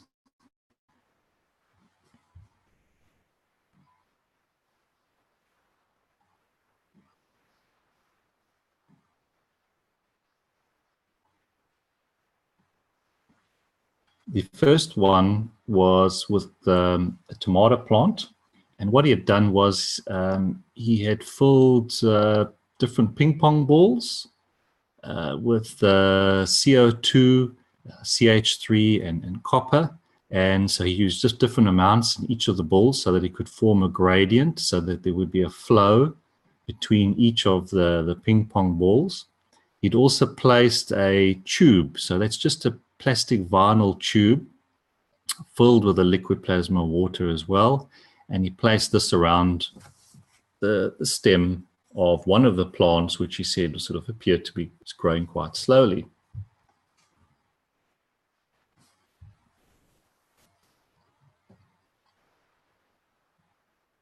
He'd also hung many of these ping pong balls in his other fruit trees. The one was his Pink Lady apple tree, and we hung with the ping pong balls. And what he said was the fruit was sweet, juicy, and he produced quite a high yield off that apple tree. Now, a lot of the cases with agriculture, and when you start trying to do experiments in agriculture, it's very difficult to compare.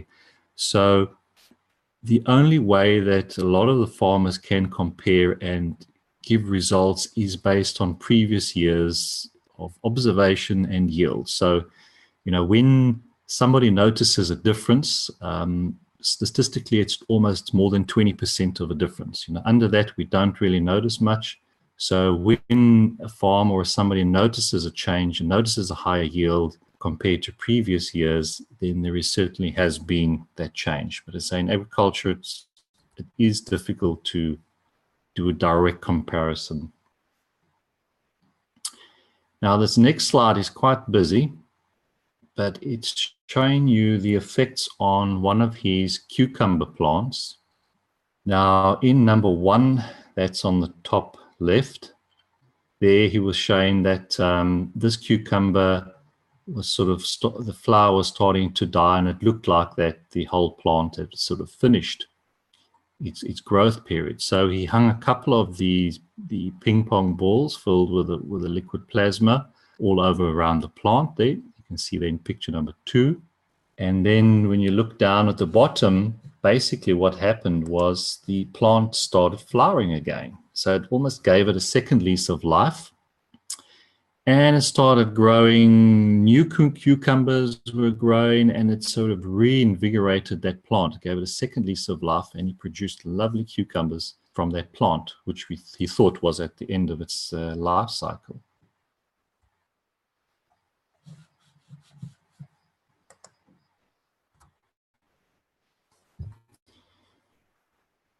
Now, what he had noticed was hanging the ping pong balls around his tomato plants in the beginning. When you see the next photograph, when it does eventually come through,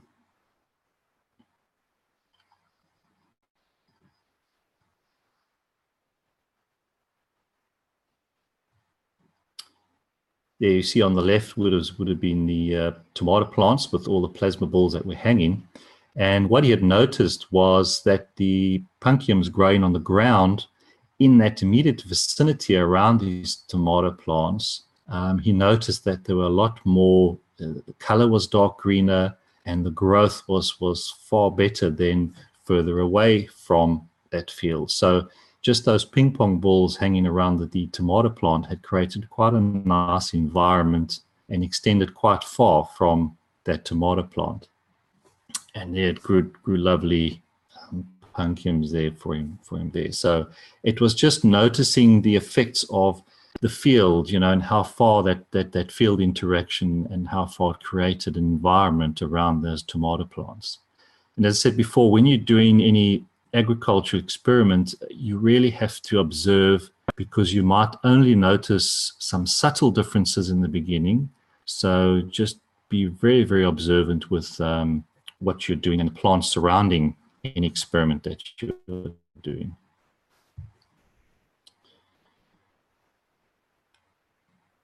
So now the other one was on some of the other tomatoes that he was growing, a different variety. It was a Grossalisa tomato plant.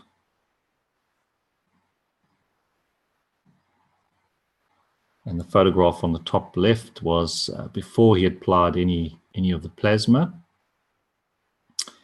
And there's photograph number 2. So he'd placed 5 or 6 ping pong balls all around there, and he had beautiful ripe fruit. Now, some plants showing developing fruit. Now, he had unprecedented success with this plant because, as in his past experience, these plants have always been subjected to wilt and red mite attack. And generally in the very dry conditions like this, the large tomato plants don't grow very well. That was autumn time for him, and the heavy fruit was growing, continuing. So the tomato plant was quite happy to continue to grow into the autumn period. And he was also spraying his plants with the liquid plasma water as well, and was trying to see how far they would develop through into the winter months.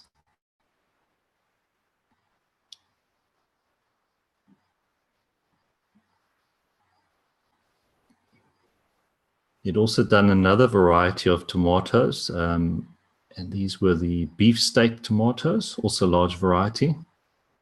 And again, just hanging ping pong balls with different gradients around it to create a nice flow.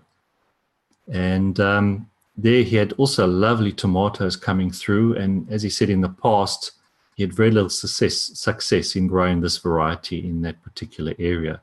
So, you know, it just shows that by using the plasma, we're able to now start growing plants that don't generally like to grow in a certain area, are now able to grow in that area.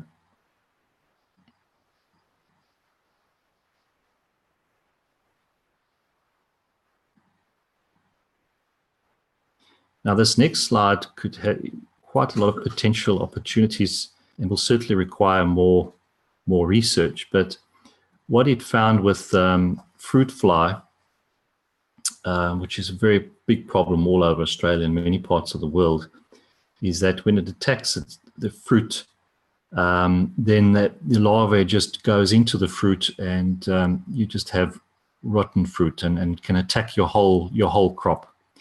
Now, what he found was when he picked up some of these apples off the ground, and as you say, he'd cut them through, and you can see it looked like there had been an appearance of the fruit fly attack with the pictures there. And as I said, 2 years ago, it destroyed the whole crop on that particular tree. However, the fruit fly stings are evident, but over 3 days, the larvae have not hatched.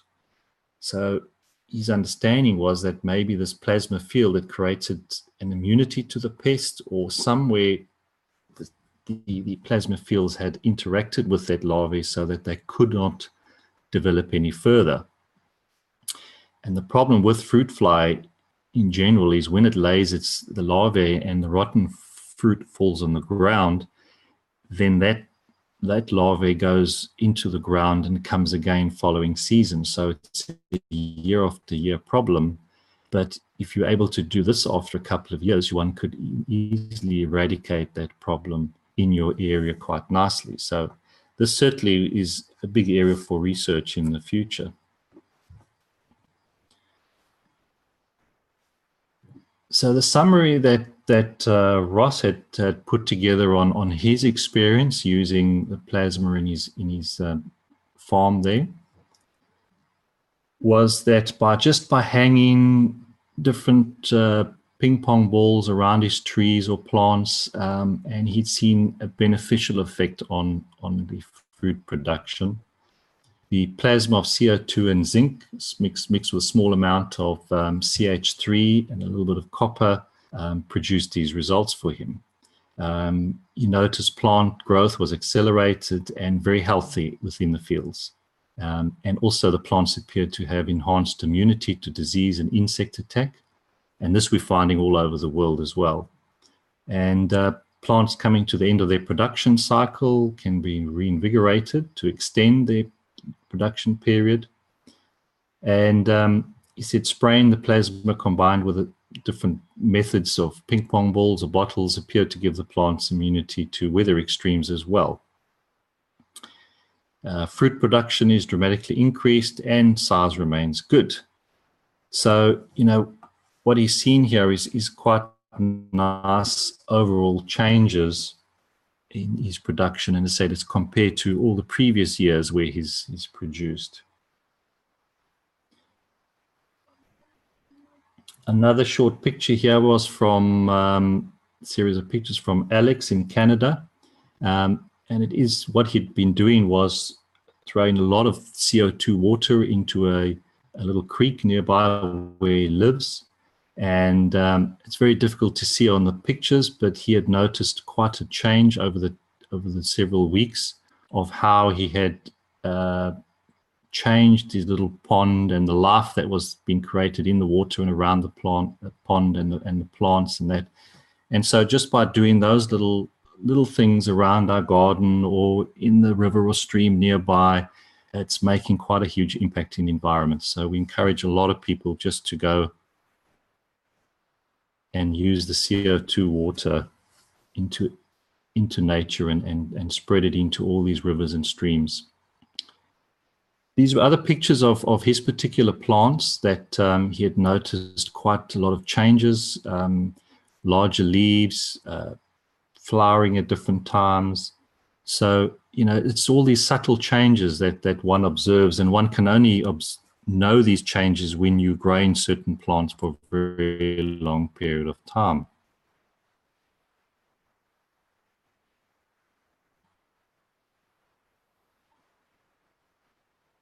And then just a quick summary of our experience with the growing tomatoes in winter as well is when we had come to the end of our summertime, we had a couple of tiny little baby seedlings tomatoes which we had left over. So I had decided to replant those and see how they grow, also with the gans in the water. And these were also baby tomato plants, so they don't normally grow very big. The next series of pictures just shows you their growth during the winter time. The first one was sort of midwinter in July for the Southern Hemisphere. And already they had grown quite large, because normally they would only sit, we've tried it before a couple of years to grow tomatoes in the winter time, and they would stay tiny, very small, look very unhealthy, look very sick, and only start growing when spring came. But these were growing very nicely, even in the middle of the winter. And the most obvious effect to me was how thick a lot of these stems were, and particularly because it was a cocktail variety tomato. So the stems were particularly thick for growth during the winter time. And this was in September, so it was coming out of winter and early, and it had grown immense size during the winter time, and had already had produced lots of flowers. So it had grown entirely during this winter period without any greenhouse at all. And there's just a close-up of the growing tips there, and you can see how thick they are. And so that was very a big notice for us as to how strong those plants were.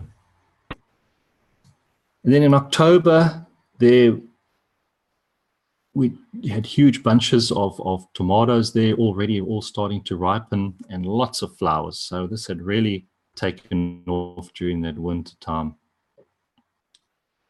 So our comments on that one was that we had grown, these plants had grown through winter without being undercover in a greenhouse, and would have been picking the fruit there end of October compared to maybe December or only January of previous years, which showed to us that traditional planting and harvesting seasons can be extended on either side of your traditional growing seasons, and there's no need for expensive greenhouse infrastructure.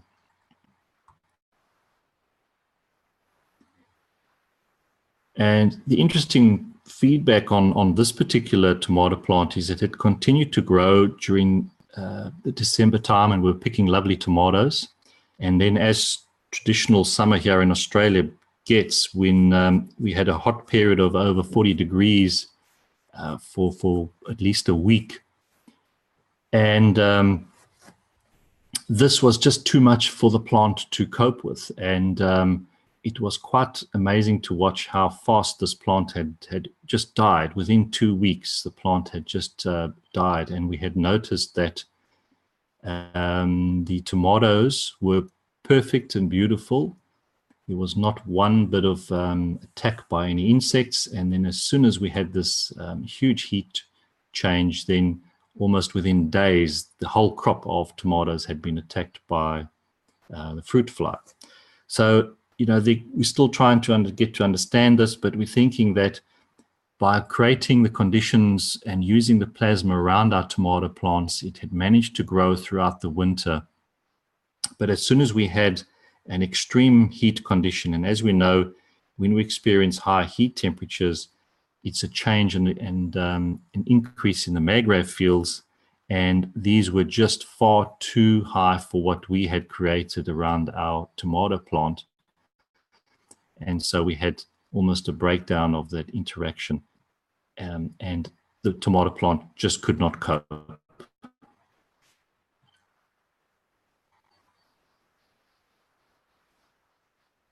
So the pest control, which we've seen and a lot of other people have seen, is almost I'll call it an unintended side effect of using the plasma, is because what we've seen and many other people have seen is almost a reduction in the effects of pests on your crop. We used to grow under netting and we don't anymore. All our crops are in the open and we just don't really have a problem of insects and caterpillars anymore. So what you're doing is when you're using the plasma is you're changing the whole environment around your farm. You're making your crop and produce a lot more healthier. It becomes happy. And when you have happy, healthy plants, then you're not going to have a pest problem. So we look at things on a completely opposite point of view now, is that when we start seeing any caterpillar or any other damage on our plants, then we know that our plants are unhappy and unhealthy. And so now we go and then look to find out and start changing things to make sure that they are remaining happy and healthy. So for us, the pests have become our new friends in a way, in letting us know the conditions of the plants as well. So it's a totally different view of looking at the pest side.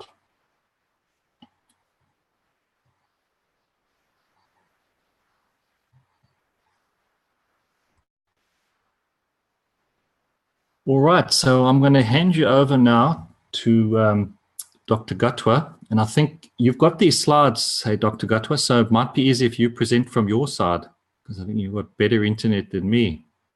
Yes, I'll do that, Jimmy. Thank you very much. I'll just share my screen.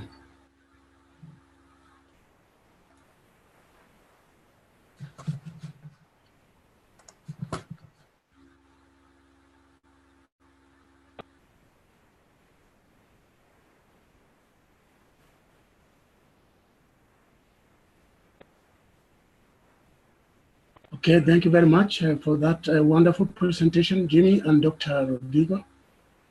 I'm going to show just a few experiments that have been done in Kenya. These potatoes were grown in Kenya. I actually grew this. But first, as an introduction, I would like to say that seed soaking in CO2 liquid plasma helps a lot when you grow seed in terms of seed decontamination. So CO2 restores seed to their natural state through magnetic gravitational fields of the CO2, where seeds take what they need and remove what they do not need. You may have adulterated seeds, GMO seeds, etc., and soaking of seed before sowing is recommended. Effective duration of soaking seed before sowing depends on seed size and seed hardiness, with the smaller seeds taking less time to decontaminate, while larger and harder seeds may take longer. A short duration, you may just take 15 minutes for some seeds, 15 to 30 minutes, can effectively decontaminate small seeds, while larger seeds and hard seeds may take several hours. Like if you have potato tubers, I usually go for 3 to 5 hours. There are also some legumes, especially clovers, even alfalfa, have very hard seeds. That means they have very hard seed coats. So we just recommend that you expose, even though these are fields, we are dealing with fields, there may not necessarily be imbibing as such, but it may be necessary to imbibe, for the seeds to imbibe water so that they get the fields of CO2. So some will generally take longer than others. Irrigating field crops with CO2 liquid plasma enhances plant growth and plant health. So after you soak the seeds, or before planting or before sowing, then you can follow in the field and irrigate using CO2 liquid plasma, also zinc oxide liquid plasma, and CH3 is also very good for energy. So that would enhance growth. Those three liquid plasmas are very important for crop growth.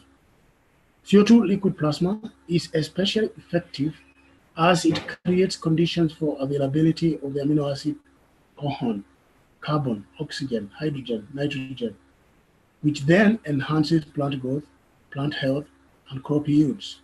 What CO2 does is actually the carbon in CO2 contacts is the contact with the cohon in the gaseous environment. So once the connection is made, CO2 has the ability to not only connect to the amino acid, but to bring it close and keep it there in the environment of plants so that it continuously gives to the plant's growth. So the plants tend to grow very healthy and increase yields. These are potatoes that I grew in Kenya, and these are just experimental plots. What we have learned is that if you want to do very good experiments and you are testing whether some,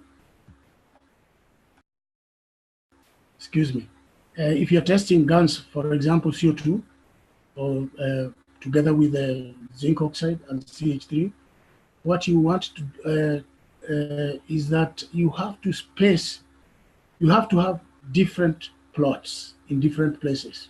Like you separate them. Usually in conventional agriculture, the way you do experiments is you grow them side by side and then look for which ones grow better depending on the treatments you apply. Let's say, for example, if you are testing CO2, liquid plasma, and you have a control which you then treat with just water, plain water. Some you would irrigate with water.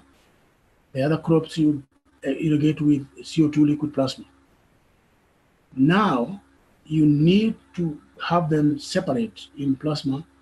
What we have learned out is that plasma extends beyond what one would think, so that if the plots are very close together, the effects of CO2 extends to the crop that is for control.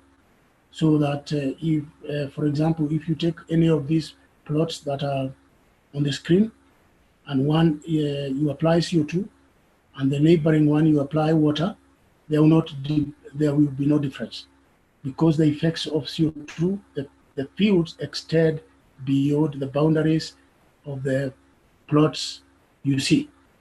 So we separate plots by at least 10 meters, and we are testing that continuously. So we don't have exact distance that we can recommend, but at least 5 to 10, and then even more. Depends on the strength of the fields. They may, especially if you have rotating cores, for example, that could extend to miles. So the basic thing here to learn is when you're testing, you separate them, separate the fields, keep some distance, and then you can test which one is effective for you, because environments are not all the same. So this crop was very vigorous. I did not apply any fertilizers. I did not apply any chemical sprays. You can see how healthy that crop is. This was just GANs, liquid plasma. Pests, insignificant. Diseases, insignificant. And the harvest, I had actually, these are what you see harvest from two different crops. The one to the left was the first one that I was harvested in February, on February 6, 2016. And then I grew another crop another time in a different place, and that was harvested in November 2016. If you look closely here to the right, you have a lot of tubers in one potato plant. And that was amazing. That shows increased yields. Usually you have 4, 5, 6 big potato tubers, but in our case we had even 20. So that was very interesting. And this was just comparing yields I would harvest and count them and then weigh them individually. And of course, I won't go into details. These are just a technique of collecting data. So that's all I had for Kenya. And then now we move to Italy. Stefania grew parsley using liquid plasma, water of CO2 and zinc oxide. She gave water to the soil around the roots and sprayed the leaves with the plasma water. And this was done for 10 days. And then after 10 days, she left. And when she came back, 2 months later, the plants had grown like 4 times the size before she left, with very large leaves. You can see to the left here, parsley. She was actually surprised. She thought that couldn't be parsley because of how beautiful it was. I mean, in terms of growth, it was very healthy and very big. She thought it was too big for parsley. But then that shows the effects of those liquid plasmas. And then here again, this is Canada. Marcus Volk.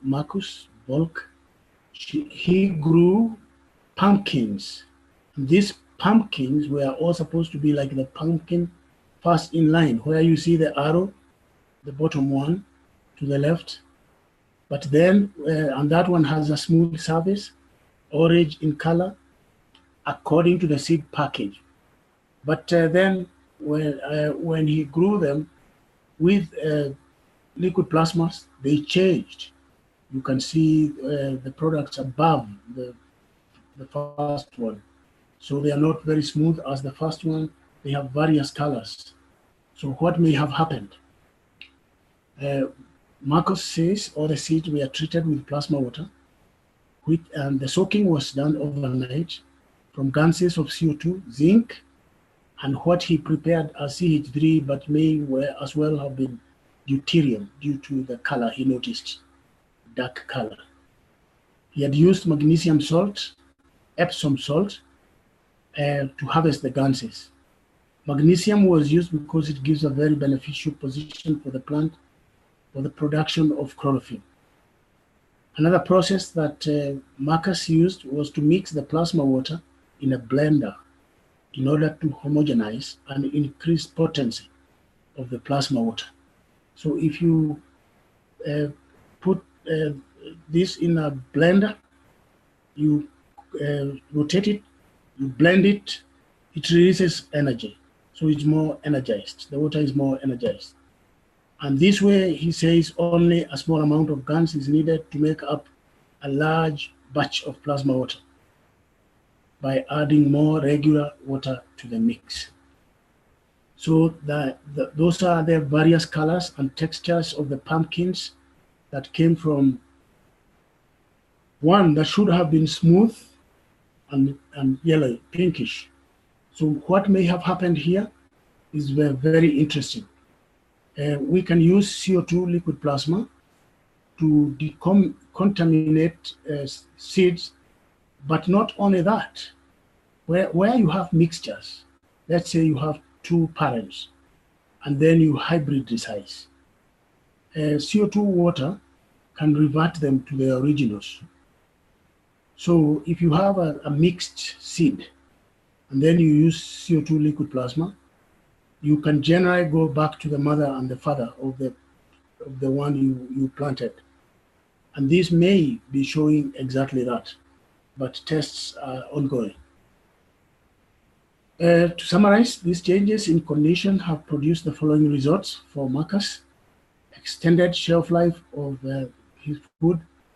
He grew it in winter for extended seasons, coping with the extreme heat, minimal pest damage, higher yields, healthy, happy produce equals healthy, happy people.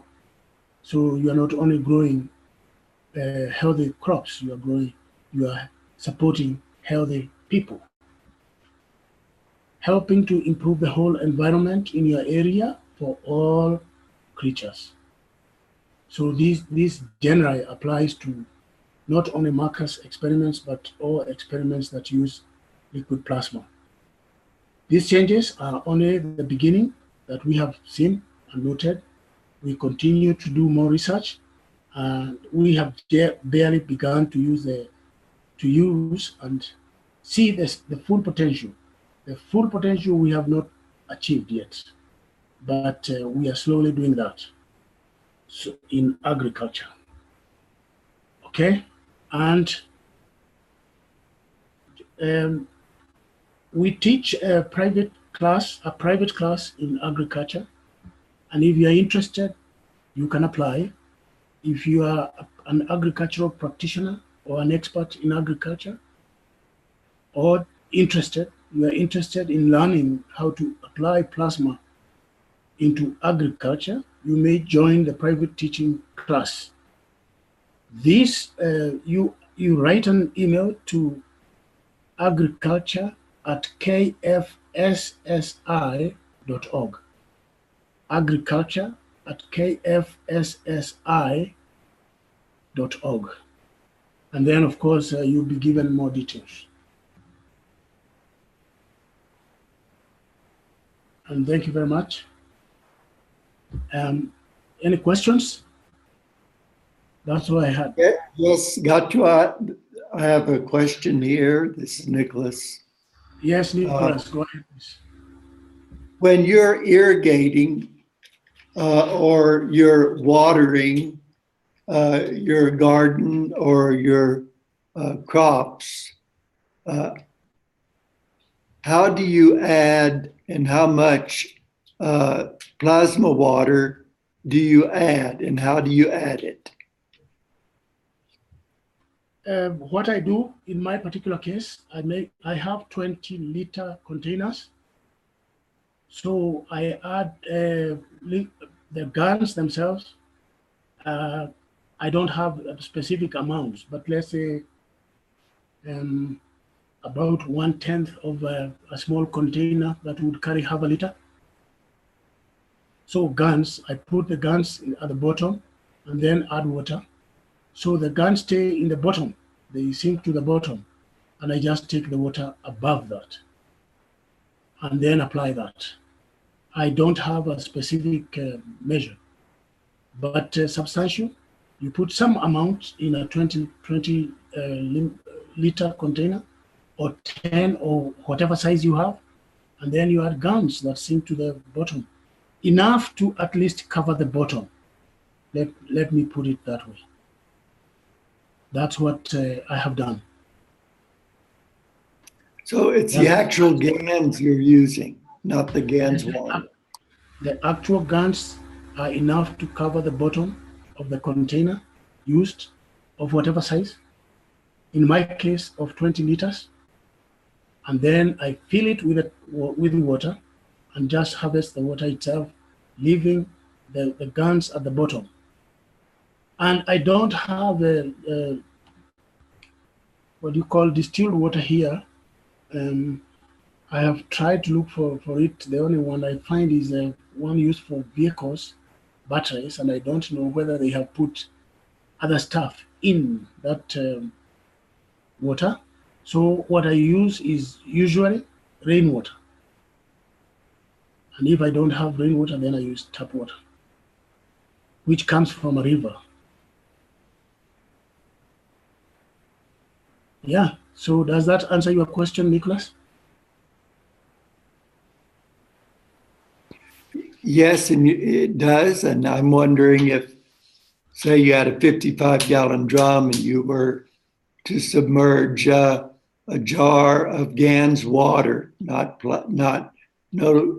GANs itself, but just GANs water into that 55-gallon drum, let it sit for 24 hours.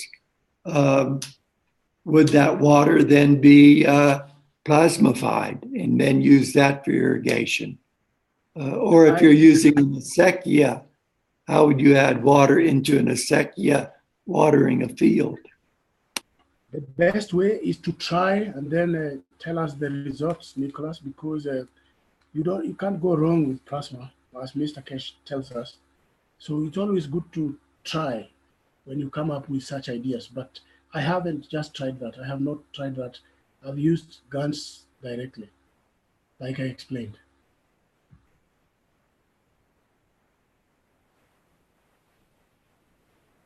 But what you said makes sense. I mean, you could just energize the water, just like you use food GANs to energize water. You could argue then that you could energize water using just liquid plasma. But the strength of that energy is what you want to measure. So probably it's stronger when you have actual GANs in the liquid, and then you just take the water from the top. Just like we use liquid plasma ourselves for our own health.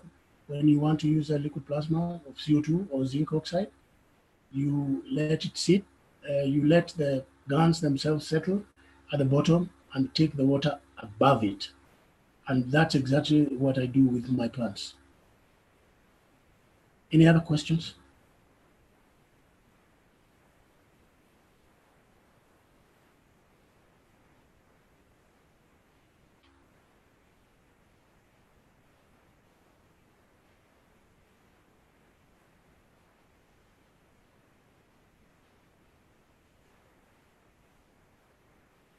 I don't see any coming up here. Anybody in Zoom here?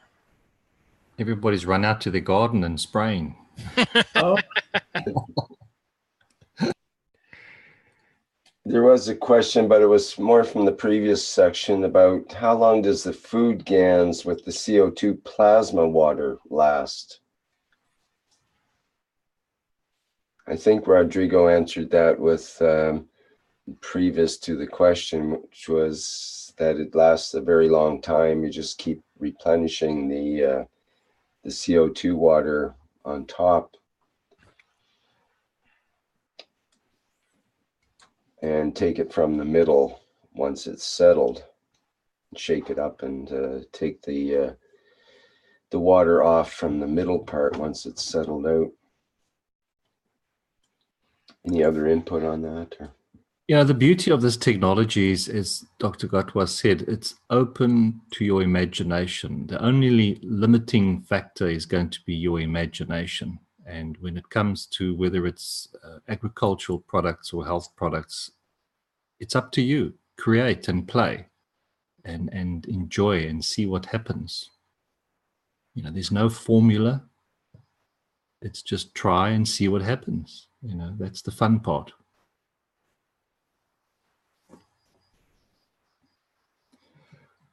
All right. Thank you very much, Dr. Gatwa.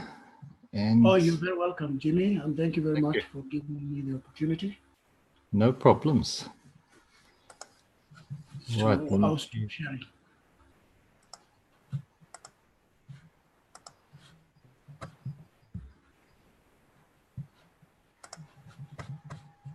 Right. I will leave you and hand you over to Lisa.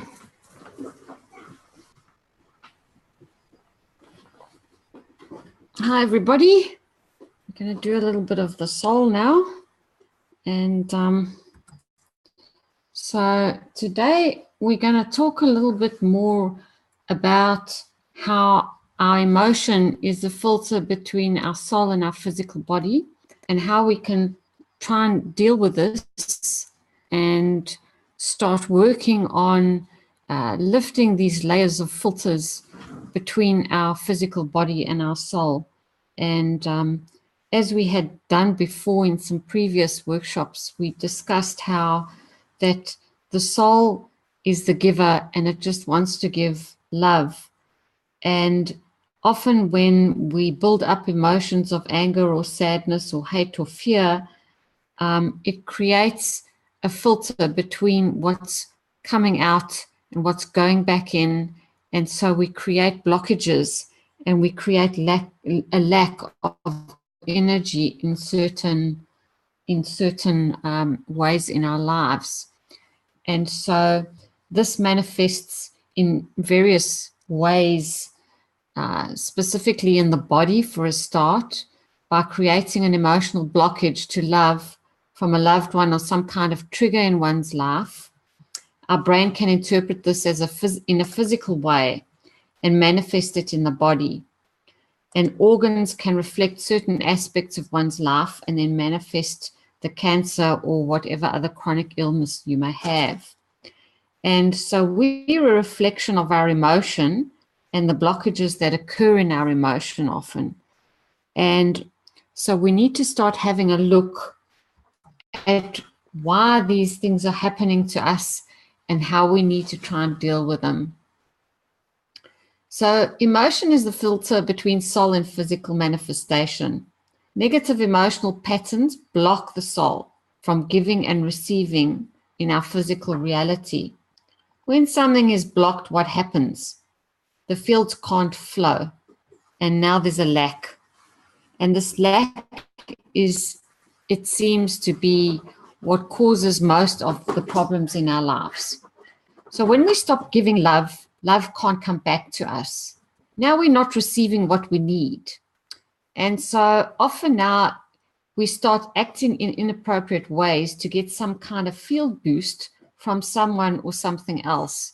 We often see this in children, and we often remark on it, how, you know, kids just want attention, even if it's negative attention, but often we don't see it, that often we do it as well. So fighting, fear, anger triggers others to give us responses which are fields, but not the right ones that we actually lack. So we'll just repeat the cycle again and again. So now we need to figure out how we can change our emotion to unblock the field flow so that we can restore the balance in ourselves. And this is the first step into rediscovering who we are as creators and giving us the mechanisms to try and start taking responsibility for ourselves. We all tend to react to things, often in an emotional manner. And stepping back and becoming slightly detached about an issue or analyzing it from not only from your own perspective, but others, is a really good place to start. When we start analyzing our reactions to things, we often find it's just a pattern and not appropriate to the situation. I started doing this quite long ago in my life, and actually you must not take it too far, because every time somebody would come up with a specific argument, I would always just on principle try to find the opposite side or the other person's perspective on the argument. And this is a really good way to start just standing back and thinking of. But then we shouldn't only think of the opposite, because there are never only two sides to a story either. There are actually many sides to every story. And so we should start just analyzing instead of reacting. When we stop being emotionally invested in the outcome or always being right, whatever that means to you, we start changing. You know, we all have to face up to our own need to be right in things. And this blocks us off to listening to others and hearing what they have to say, because we so want to be right in everything that we do. When we start listening, not just to answer questions, but to understand what the other person is actually telling you, this is really important, because sometimes it's not the words, but it's the idea or feeling. Everything is a field and everything has its own strength. And so if we start actually listening to what other people have to say, everybody gives us fields that we can then use to build ourselves with. And I look at Mr. Kesh and I see it every time somebody comes up with something new. He never ever says no. He always listens, because he always feels he has something to learn from that person and their experience. And this is the one thing we all need to train ourselves in, because it's so valuable to learn from others, and not just waiting to spurt out an answer because now we need to be right about something. So now maybe we can deal with the situation appropriately And now we can give and receive fields you want to. And that's quite a nice thing to do. Understanding yourself and being honest with yourself about your own emotions is the first step in elevating yourself and others. Bringing balance to yourself so that you're not drained by your emotion starts a cycle of harmony within and without, because very strong emotions often drain us of our energy, and that's where we begin to have this lack. So allowing the strong fields of the soul to pour out to others by loving and giving allows the fields to flow back to you, and our emotion is satisfied and the body remains healthy. So a strong field will always feed the weaker. So your stronger field will always feed the weaker, and you'll not be impacted by negative emotions, which is now weaker than yours. So this is how we immunize ourselves in a sense, just like the plants don't take on the pests. So becoming the master of your own emotions is the first step to helping yourself. And I think this is all something we need to start just practicing a little bit, because now you create a different reality. You create a different reality for yourself, and now you're strong and you can give. And now you can give to others, and now you can flow those fields of peace. And I know it was a pretty short lesson, but I think it's a pretty important one. So I will take some questions now.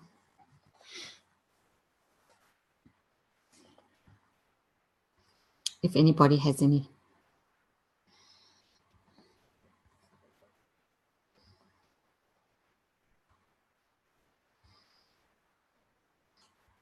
Anybody?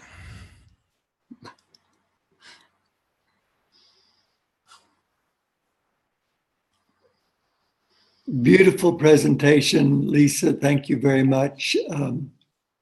It's definitely a lot to contemplate what you've put up here and to hold and begin to do the personal work.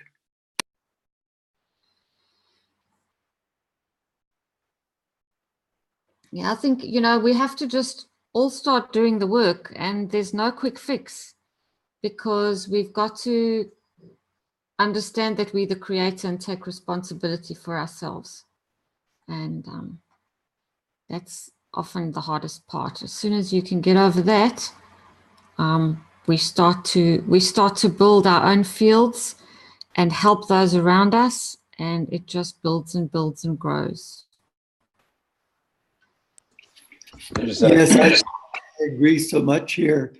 It seems to me that an aspect of gratitude that one brings to a situation, when a situation is bothering one and one feels bombarded or challenged, and you can feel that you're judging or you're having expectations, you can feel that tension is there. As you look at that same situation with gratitude, what am I grateful for in this situation? It can almost change instantly. Because every situation is something to learn. That's an interesting word, gratitude, and that's come up several times, as in a couple of previous workshops as well. And I wonder if we look at the word gratitude, do we have gratitude, or do we? It's more like we give gratitude. Gratitude is like an active emotion. It's we give gratitude. It's not just we feel gratitude, I think, but that we can actually give it and direct it to some extent, it seems. So if that's true, then that's a part of what I think we're becoming like we talk about the energy generator, the plasma energy unit, for example, and that's a self-standing, self-sufficient generator. Well, perhaps we're becoming self-sufficient generators ourselves, and we're putting out this gratitude. It's a form of love, essentially, but it's gratitude. So it's put out as a field, and that others can feel that because they receive that gratitude from, it's an exchange. But to have gratitude or to thank means you have to acknowledge that that person is there, and you thank them for their contribution to what they're giving to you, and so you're giving back, and it's that flow again, an acknowledgement, because just acknowledging that somebody is important and has something important to say or do is what we need to do, because everything is part of the whole. Well, that's the thing that I'm thinking about it. It's not like thankfulness is something that might occur if someone, does something nice for you or whatever. You might feel thankful, but gratitude might be a different level where it includes the totality, like you're just saying. It's the bigger picture, and it's like an emotion that gets generated rather than just receptive to, rather than just a feeling that you get from doing something good for someone else. The gratitude might include gratitude for just being alive, and gratitude to the entire planet, or to the whole universe, or even a bad situation, because sometimes bad situations teach you the best lessons. Exactly. So it may not be toward another person, is what I'm saying. It's a different level with gratitude. I heard somebody trying to say something there. Who was that? And please come and join. Hello, this is Klaus again. Hello all together. On Friday, we go into this field, and we want to build up more and more. And there are 4 different parts, and one of these is gratitude. And we have so-called sensory neurites in our heart. These are special cells. I think these are 40,000. This is the neuronal network in our heart.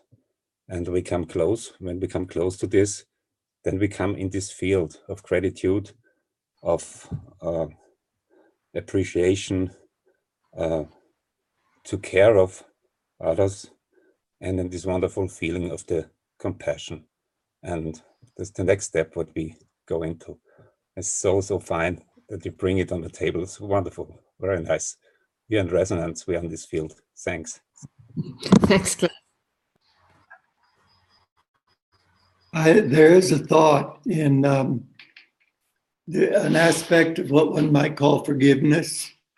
So when you're in a situation in life with the world around you, or with another person, and you feel that something is being done to you or has been done to you, and you bring forgiveness to it. So there's this aspect of forgiving a situation or another person. My sense is that forgiveness is a taking. It's a very personal thing. You're forgiving to relieve yourself of a burden. But when you when you take that, then the next step is to be grateful to that person, to be grateful for life, to be grateful for the world around us. That takes forgiveness to a higher level, and it begins to flow out, and you begin then to give through the grateful, or the attitude of gratitude. I think forgiveness, though, when you look at it, you need to have been felt like something has been done to you to need to forgive in the first place. And I find that often I'm becoming maybe a little bit, it's not that I forgive less, it's that I don't get to the point where I get that aggravation to have to forgive somebody, because when I look at somebody and I see the way they're acting, I often stop taking it personally now, because I look at them and say they're on their journey. What is their perspective in this situation? And not to get emotionally pulled by the whatever negative things are coming up. And then there's, you know, because you're needing to have some kind of aggravation before you think, oh, well, I need to forgive that aggravation. So I try to get the point where I'm not aggravated in the first place. And as soon as you start just looking at somebody else's perspective and why they might be doing something, and yes, they might not be doing something that's appropriate, but it's not for us to get aggravated about that. It's for us to maybe help them in their situation, to elevate them so that they're not doing what they are doing. If you know what I'm trying to... I agree with what you're saying, Lisa. One of the things I'm speaking to is that we tend to have experiences in our lives that we plant in our bodies. We're actually carrying them somewhat unconsciously, things with our parents, very often with a relationship or a marriage that ended up in divorce, things that cause these diseases have not advanced to the level in which you're working with them. And so when you feel this coming up, or when a person feels it coming up, or somebody's name is brought up, and you feel this tension, almost a hatred, or these things that you placed in your first circle on your first slide, that's the place where one can move into this process of forgiveness and then moving into gratitude. And once that's cleared, one can maintain their fields, like you're speaking of, to not allow the tensions to come up in the future. Yes, no, that's very true. And it's not a case of having to go to psychotherapy for 10 years and continually scratch up rubbish. It's a case of literally looking at it in the eye and being able to let go. Let go of those emotions. You know, I went to university and I studied psychology. And by the time I left, I thought, oh my God, I don't want to do this, because you're just keeping people in a cycle often. Why can't they just release it? So, you know, it's a different approach in a way to having to constantly dredge up. You know, constantly dredging up things is not the way. You just need to look it in the eye and it can be let go. I know it's easier said than done, but, you know, we've got to try and work on these things. Because we are the creator, of course. Hello. Hi. Yes, can you hear me? Yes, we can. Okay. I'm Mr. Paka Ageu from... You're kind of faint. Can you speak up a little? Okay, I'm Paka from Togo. Yes, welcome. Go ahead. Okay. I want to thank you for your teaching. You're faint But again. I have Adjust your mic. Hello.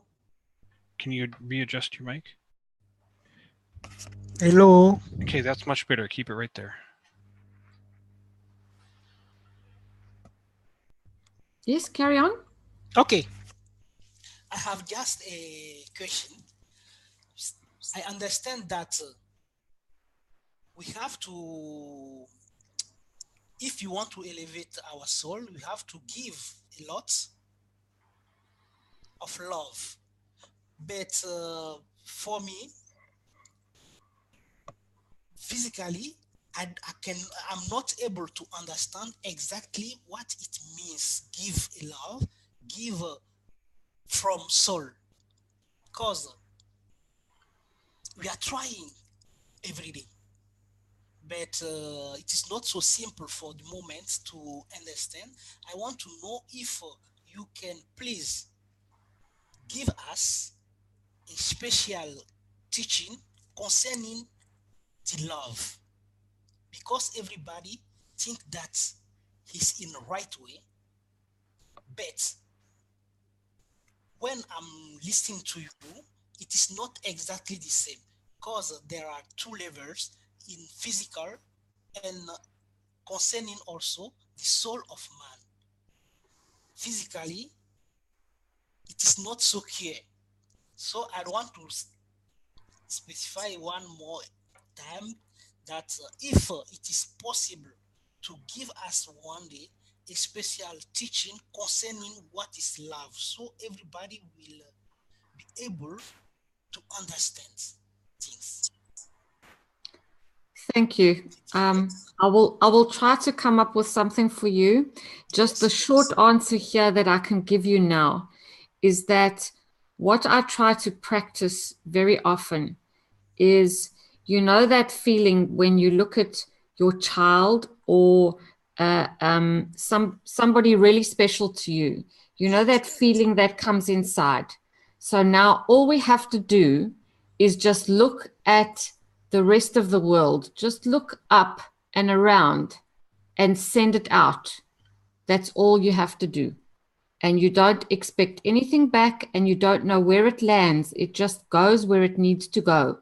Even if it goes to the end of the universe, it will find its match somewhere. That is all that you need to do. That's the short answer. I have a short answer too, which is most of us know what the word give means, and most of us know what the word soul means. So you put them both together, and it's give from the soul. Pretty basic. And if you don't know what either one of those two words mean, then you have to start looking inside yourself and investigating, interacting with others, finding out more about how to give, what soul means, what does physicality mean, and starting to differentiate everything. But almost everybody knows give and soul, or you could say give and essential self, or give and, you know, the God within you, or something like that. But they can make a connection between giving and the soul, which is something in the center. It's in the, you know, it's deepest within us, basically. So it's, some people say, from the deepest part of your heart, you know, you're giving from your heart. And for different people, that might look or feel different as well. But I think a good place to start is just with the simple, basic words, give and soul. And Mr. Kesh laid this out for the core group at the very beginning. And, you know, he said, your job is very simple. You just give from the soul. Okay, any questions? Let's go on.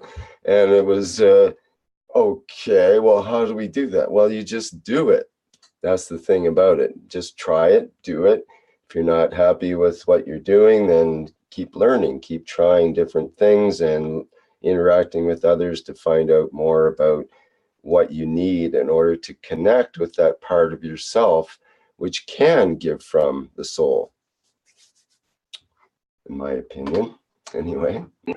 Thanks, Rick. And you know, maybe compassion speaks to that in some situations, Rick. Well, sometimes that evokes it in us. For example, there might be particular situations on the planet. One that comes to mind is the 300 people that were killed recently in a terrorist action and by the Sinai and so on. 300 Sufis, and to me that struck me in my heart, and I, you know, felt some reaction to that. It's like I felt it happening before I heard the news about it. I felt something happen through the day. And even before I heard the news, I just knew something was up, and I just gave from my soul. I just give from my soul. When you feel that any situation, you can automatically give from your soul. And I think Mr. Kesh gave an example one time where there is a funeral procession driving by, and there was a casket, and he just gave from his soul to that person, that being that had passed, that was indicated from that coffin and so on, just to give from his soul, and they would take what they need from it, and it would be a field interaction. That's just something you do when you believe that someone may be in need. Whether they actually get that or not is not so important. You put it out there and allow it to be available to wherever it needs to go, and you don't worry too much, like was just mentioned, that you don't worry about where it goes and if it gets there correctly and so on. You just do it, and there's no other consideration about it. It's all sort of happens all in an instant. Poof, done. Okay. And then but sometimes having that emotion happening first can help direct it or help bring it up in a more pronounced way. Sometimes just in the comfort of our couch, and we don't tend to think about giving from our soul so much, and we don't tend to have a necessity for it so much. But if you have someone that you love that's in pain or suffering or something, then we tend to give in that circumstance because it gets brought out of us more easily. Maybe when we give from our soul, we're giving to the soul of the situation. So we give from our soul, then it's received by the soul of the situation, and the soul of the situation then feeds back into the situation.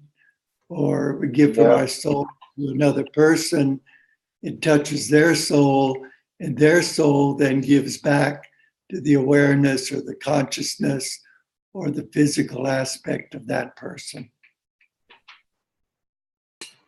Can I come in here with something that's typical of me, kind of off the wall, I guess? This is Mario. Hi, Mario. I see this sort of a pattern. I noticed that, I've mentioned this a couple of years ago about mosquitoes, when everybody was trying to figure out how to use GANS materials and reactors and all to create a condition where the mosquitoes cannot live. So if that spreads, then when millions of people are doing it, billions of people are doing it, then we can wipe an entire species off the planet of the Earth. We could do that with the fruit flies. We can do that with whoever we like or don't like. Why are we talking about only humans? I don't know. I don't mean it as a criticism. It's an observation. We're talking about, giving to the souls of the people that died, giving to the souls of this one, giving to the souls of the kings. Yes, I agree. I don't have a problem with that. But what about giving to the souls of the cockroaches? They don't deserve it? See, you can give to whatever you want, though, Mario. That's the whole thing about it. It's the beauty about it. We're just talking about giving to the situation, for example, and that's often the case. You don't give necessarily to an individual, and it's like as mentioned earlier, it's from soul to soul. So you're going from your center to another center of a situation or another being or a group or a government or whatever level that you're able to interact with. And I know this mosquito thing has come up before, and it's an important thing is, if you're, there's an example, if you're in a room by yourself and you're, somehow locked in there for eternity and you have a single light bulb and a single mosquito, what do? And, it might be advisable to learn how to live with that other being rather than to eliminate it. And part of the thing also, you mentioned eliminating these species and so on. I don't think that was the idea. It was more of creating the fields that would not make it desirable for them to be there. So they would find their own field somewhere else that would not include the fields around where you're trying to create a, a safer haven for humans or whatever. Well, but they need blood first. They don't need the blood. They need the fields of the blood. So if we decide to allow them to have the fields of our blood, then they won't need to bite anybody and they don't become pests. Then they don't pester us. They become no different than butterflies to us. It's our not wanting to give them what they need. In other words, we look at what we need and how we can create conditions where the others, well, we don't care whether they get what they need or not. Let them find their own way. I mean, is that really ethical behavior? Is that how you're going to? That's not the way in the Keshe Foundation, though. We are here to serve and not to be served. That is the motto of the Keshe Foundation, not we are here to serve ourselves. That's nothing to do with it. So I don't know if all these people you talk about, the people I run into in the Keshe Foundation are very minor, even people that have just heard a few words from these teachings seem to be very much into the things we talk about. They get touched in their soul. They realize that they have a connection with others and so on. So I think that's important to recognize that that's out there. That attitude. No, I didn't mean it as a criticism. And of course, this is the Keshe Foundation ethics. I'm just talking about us on our level here. I mean, not just this group, but humans in general. I mean, I haven't heard any. Who are the humans in general, though? The ones you hear about in the news? Or no, I mean the ones in an alley somewhere, or where are these nasty humans? No, no. I mean human behavior in general that comes into the Keshe Foundation, and it's that behavior. In other words, I haven't seen anybody come up with a cockroach health unit or try to help. Well, there's so many people. Wait a minute, Mario. There's so many people that are out there helping animals with plasma products. There's so many people out there that are helping the vertical people, what we know as plants and trees, with the plasma products. We were just looking at that just a few minutes ago from Gatua. I don't understand. Is that not helping the bugs and mosquitoes, and isn't creating a better environment for all concerned? When he talked about the bugs that were going into the apples there, instead of rotting the apple, they weren't able to grow perhaps in that environment. They tried to, but they didn't find it their place to be. So they'll move on to somewhere else. And meantime, those apples are more desirable for those that prefer apples that don't have holes and bugs in them. Well, like I said, I did not mean to criticize. I was just thought I saw a point that I wanted to make. But I mean, of course, you're right. I agree with you that humans are, generally speaking, look at what we've done on this planet. If we include ourselves in as all humans, and especially if you start looking at all the news articles about all the terrible things humans are doing to other humans and so on, let alone the terrible things they're doing to other bugs and so on. So, I mean, look at the bees, just as an example. What have humans done with bees? We've practically wiped out the many species of bees through our actions. I could say our, but I am not part of the ones that are destroying the bees, so far as I know, yet we're all connected through this soul connection. So what can I do? How can I help with that? Well, if I direct my attention to it, I might want to help elevate the souls that are involved in that situation so that they have a greater realization of what they're doing and they make, better decisions and so on. And there are things that can be done that way. but I start to take issue when we automatically start lumping all the humans together when there's so many people now. I think there's a major transition. I think we've already gone past the point of no return where we have this huge transition on the planet where there is this force of love that's coming in so strong and so persistent, and it's a grassroots grown from the bottom up, just like the nano layers are. And it's not a top-down thing. It's not directed from the top and imposed. We're not putting the layers on from up top. It grows from its own base. And I think that's the big difference, and it's happening.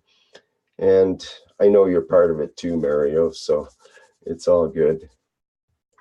Also, I find it's our perception of what's around us that changes, because now that I start to walk around, for many years I felt quite isolated from my fellow human beings because I didn't like the way the world was, and I used to hide away here on the farm and not want to actually go out into society really, because I felt quite alienated from it. But now that I'm prepared to go and walk around and just look at people and celebrate the fact of, that we're all in this together, suddenly my perception of people is different. And so, so the world is different for me, and that makes a difference to the rest somehow. So that's why we've got to start from our own perception of things too. I don't hide under my lettuce anymore. Thank you. Let me also add that for Mario, we are already thinking very much about pests, what we call pests, insects, whatever they are, viruses. Using plasma in agriculture, we are not killing plants. We are not using herbicides. We don't use pesticides.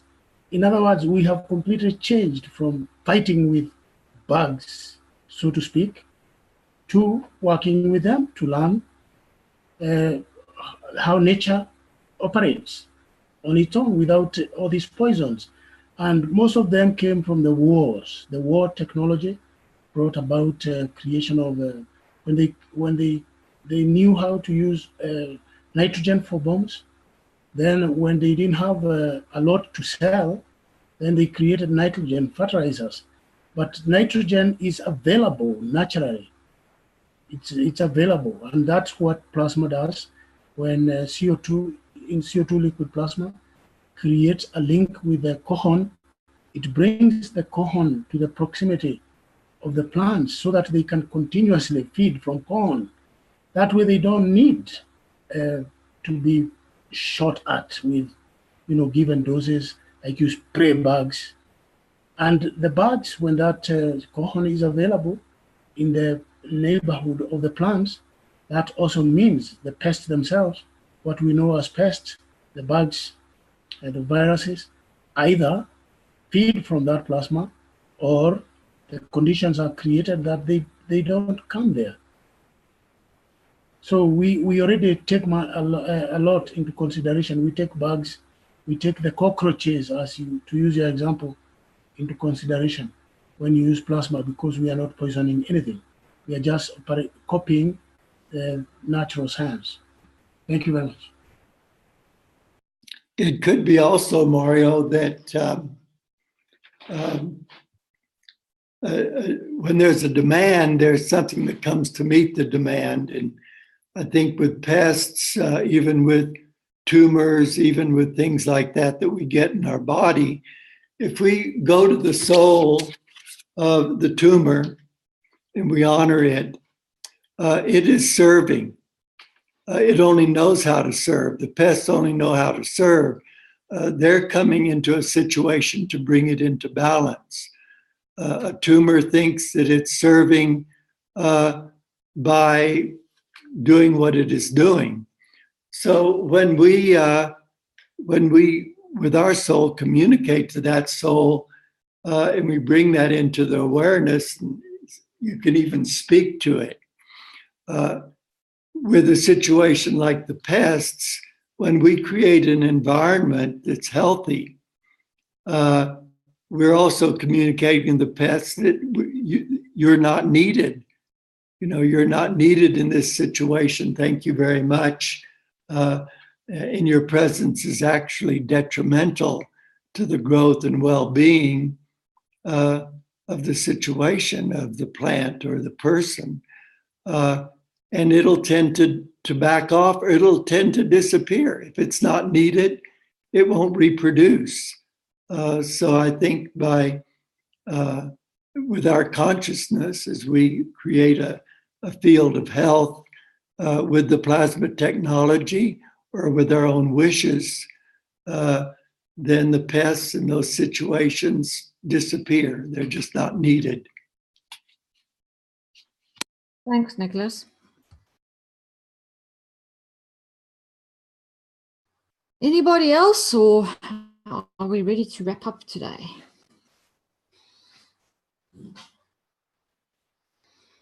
Hi, it's Rui from UC member.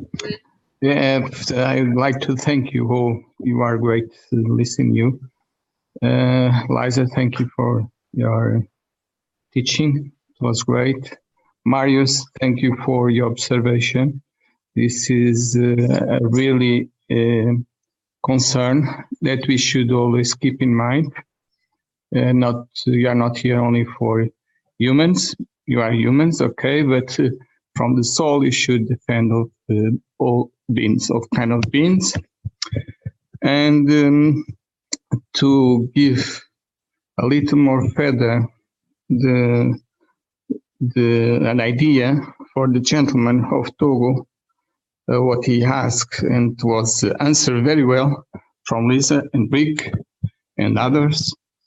I will keep in mind, if you are a creator of your own universe, if you want to create something, when you give from yourself, so from your soul, to keep your creation alive, that is the giving soul, the giving love that makes the life. So I hope this can help you to understand. So you care of your creation. That's it. Thank you all. You are great. Thank you. Thanks, Rui. Yes, and we're creator of those fields of peace, and so you just need to keep them alive all the time.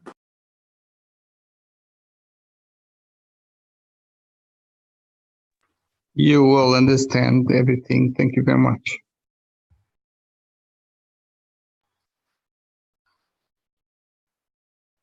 Any other questions or comments, or are we going to wrap it up for the day?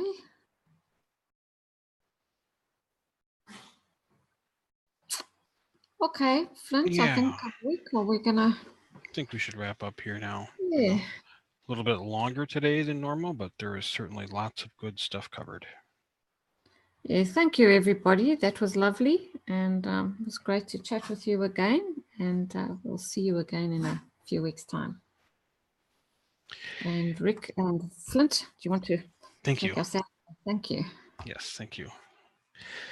Okay. Yes, thank you everyone for coming today. We'll be continuing on next Monday again with part 11. And we'll end with a little bit of music here. This has been the Kesh Foundation Spaceship Institute Public Teaching in English for Monday, November 27th, 2017. Part 10 of the Understanding Plasma Science series. We'll see y'all next week. Bye for now.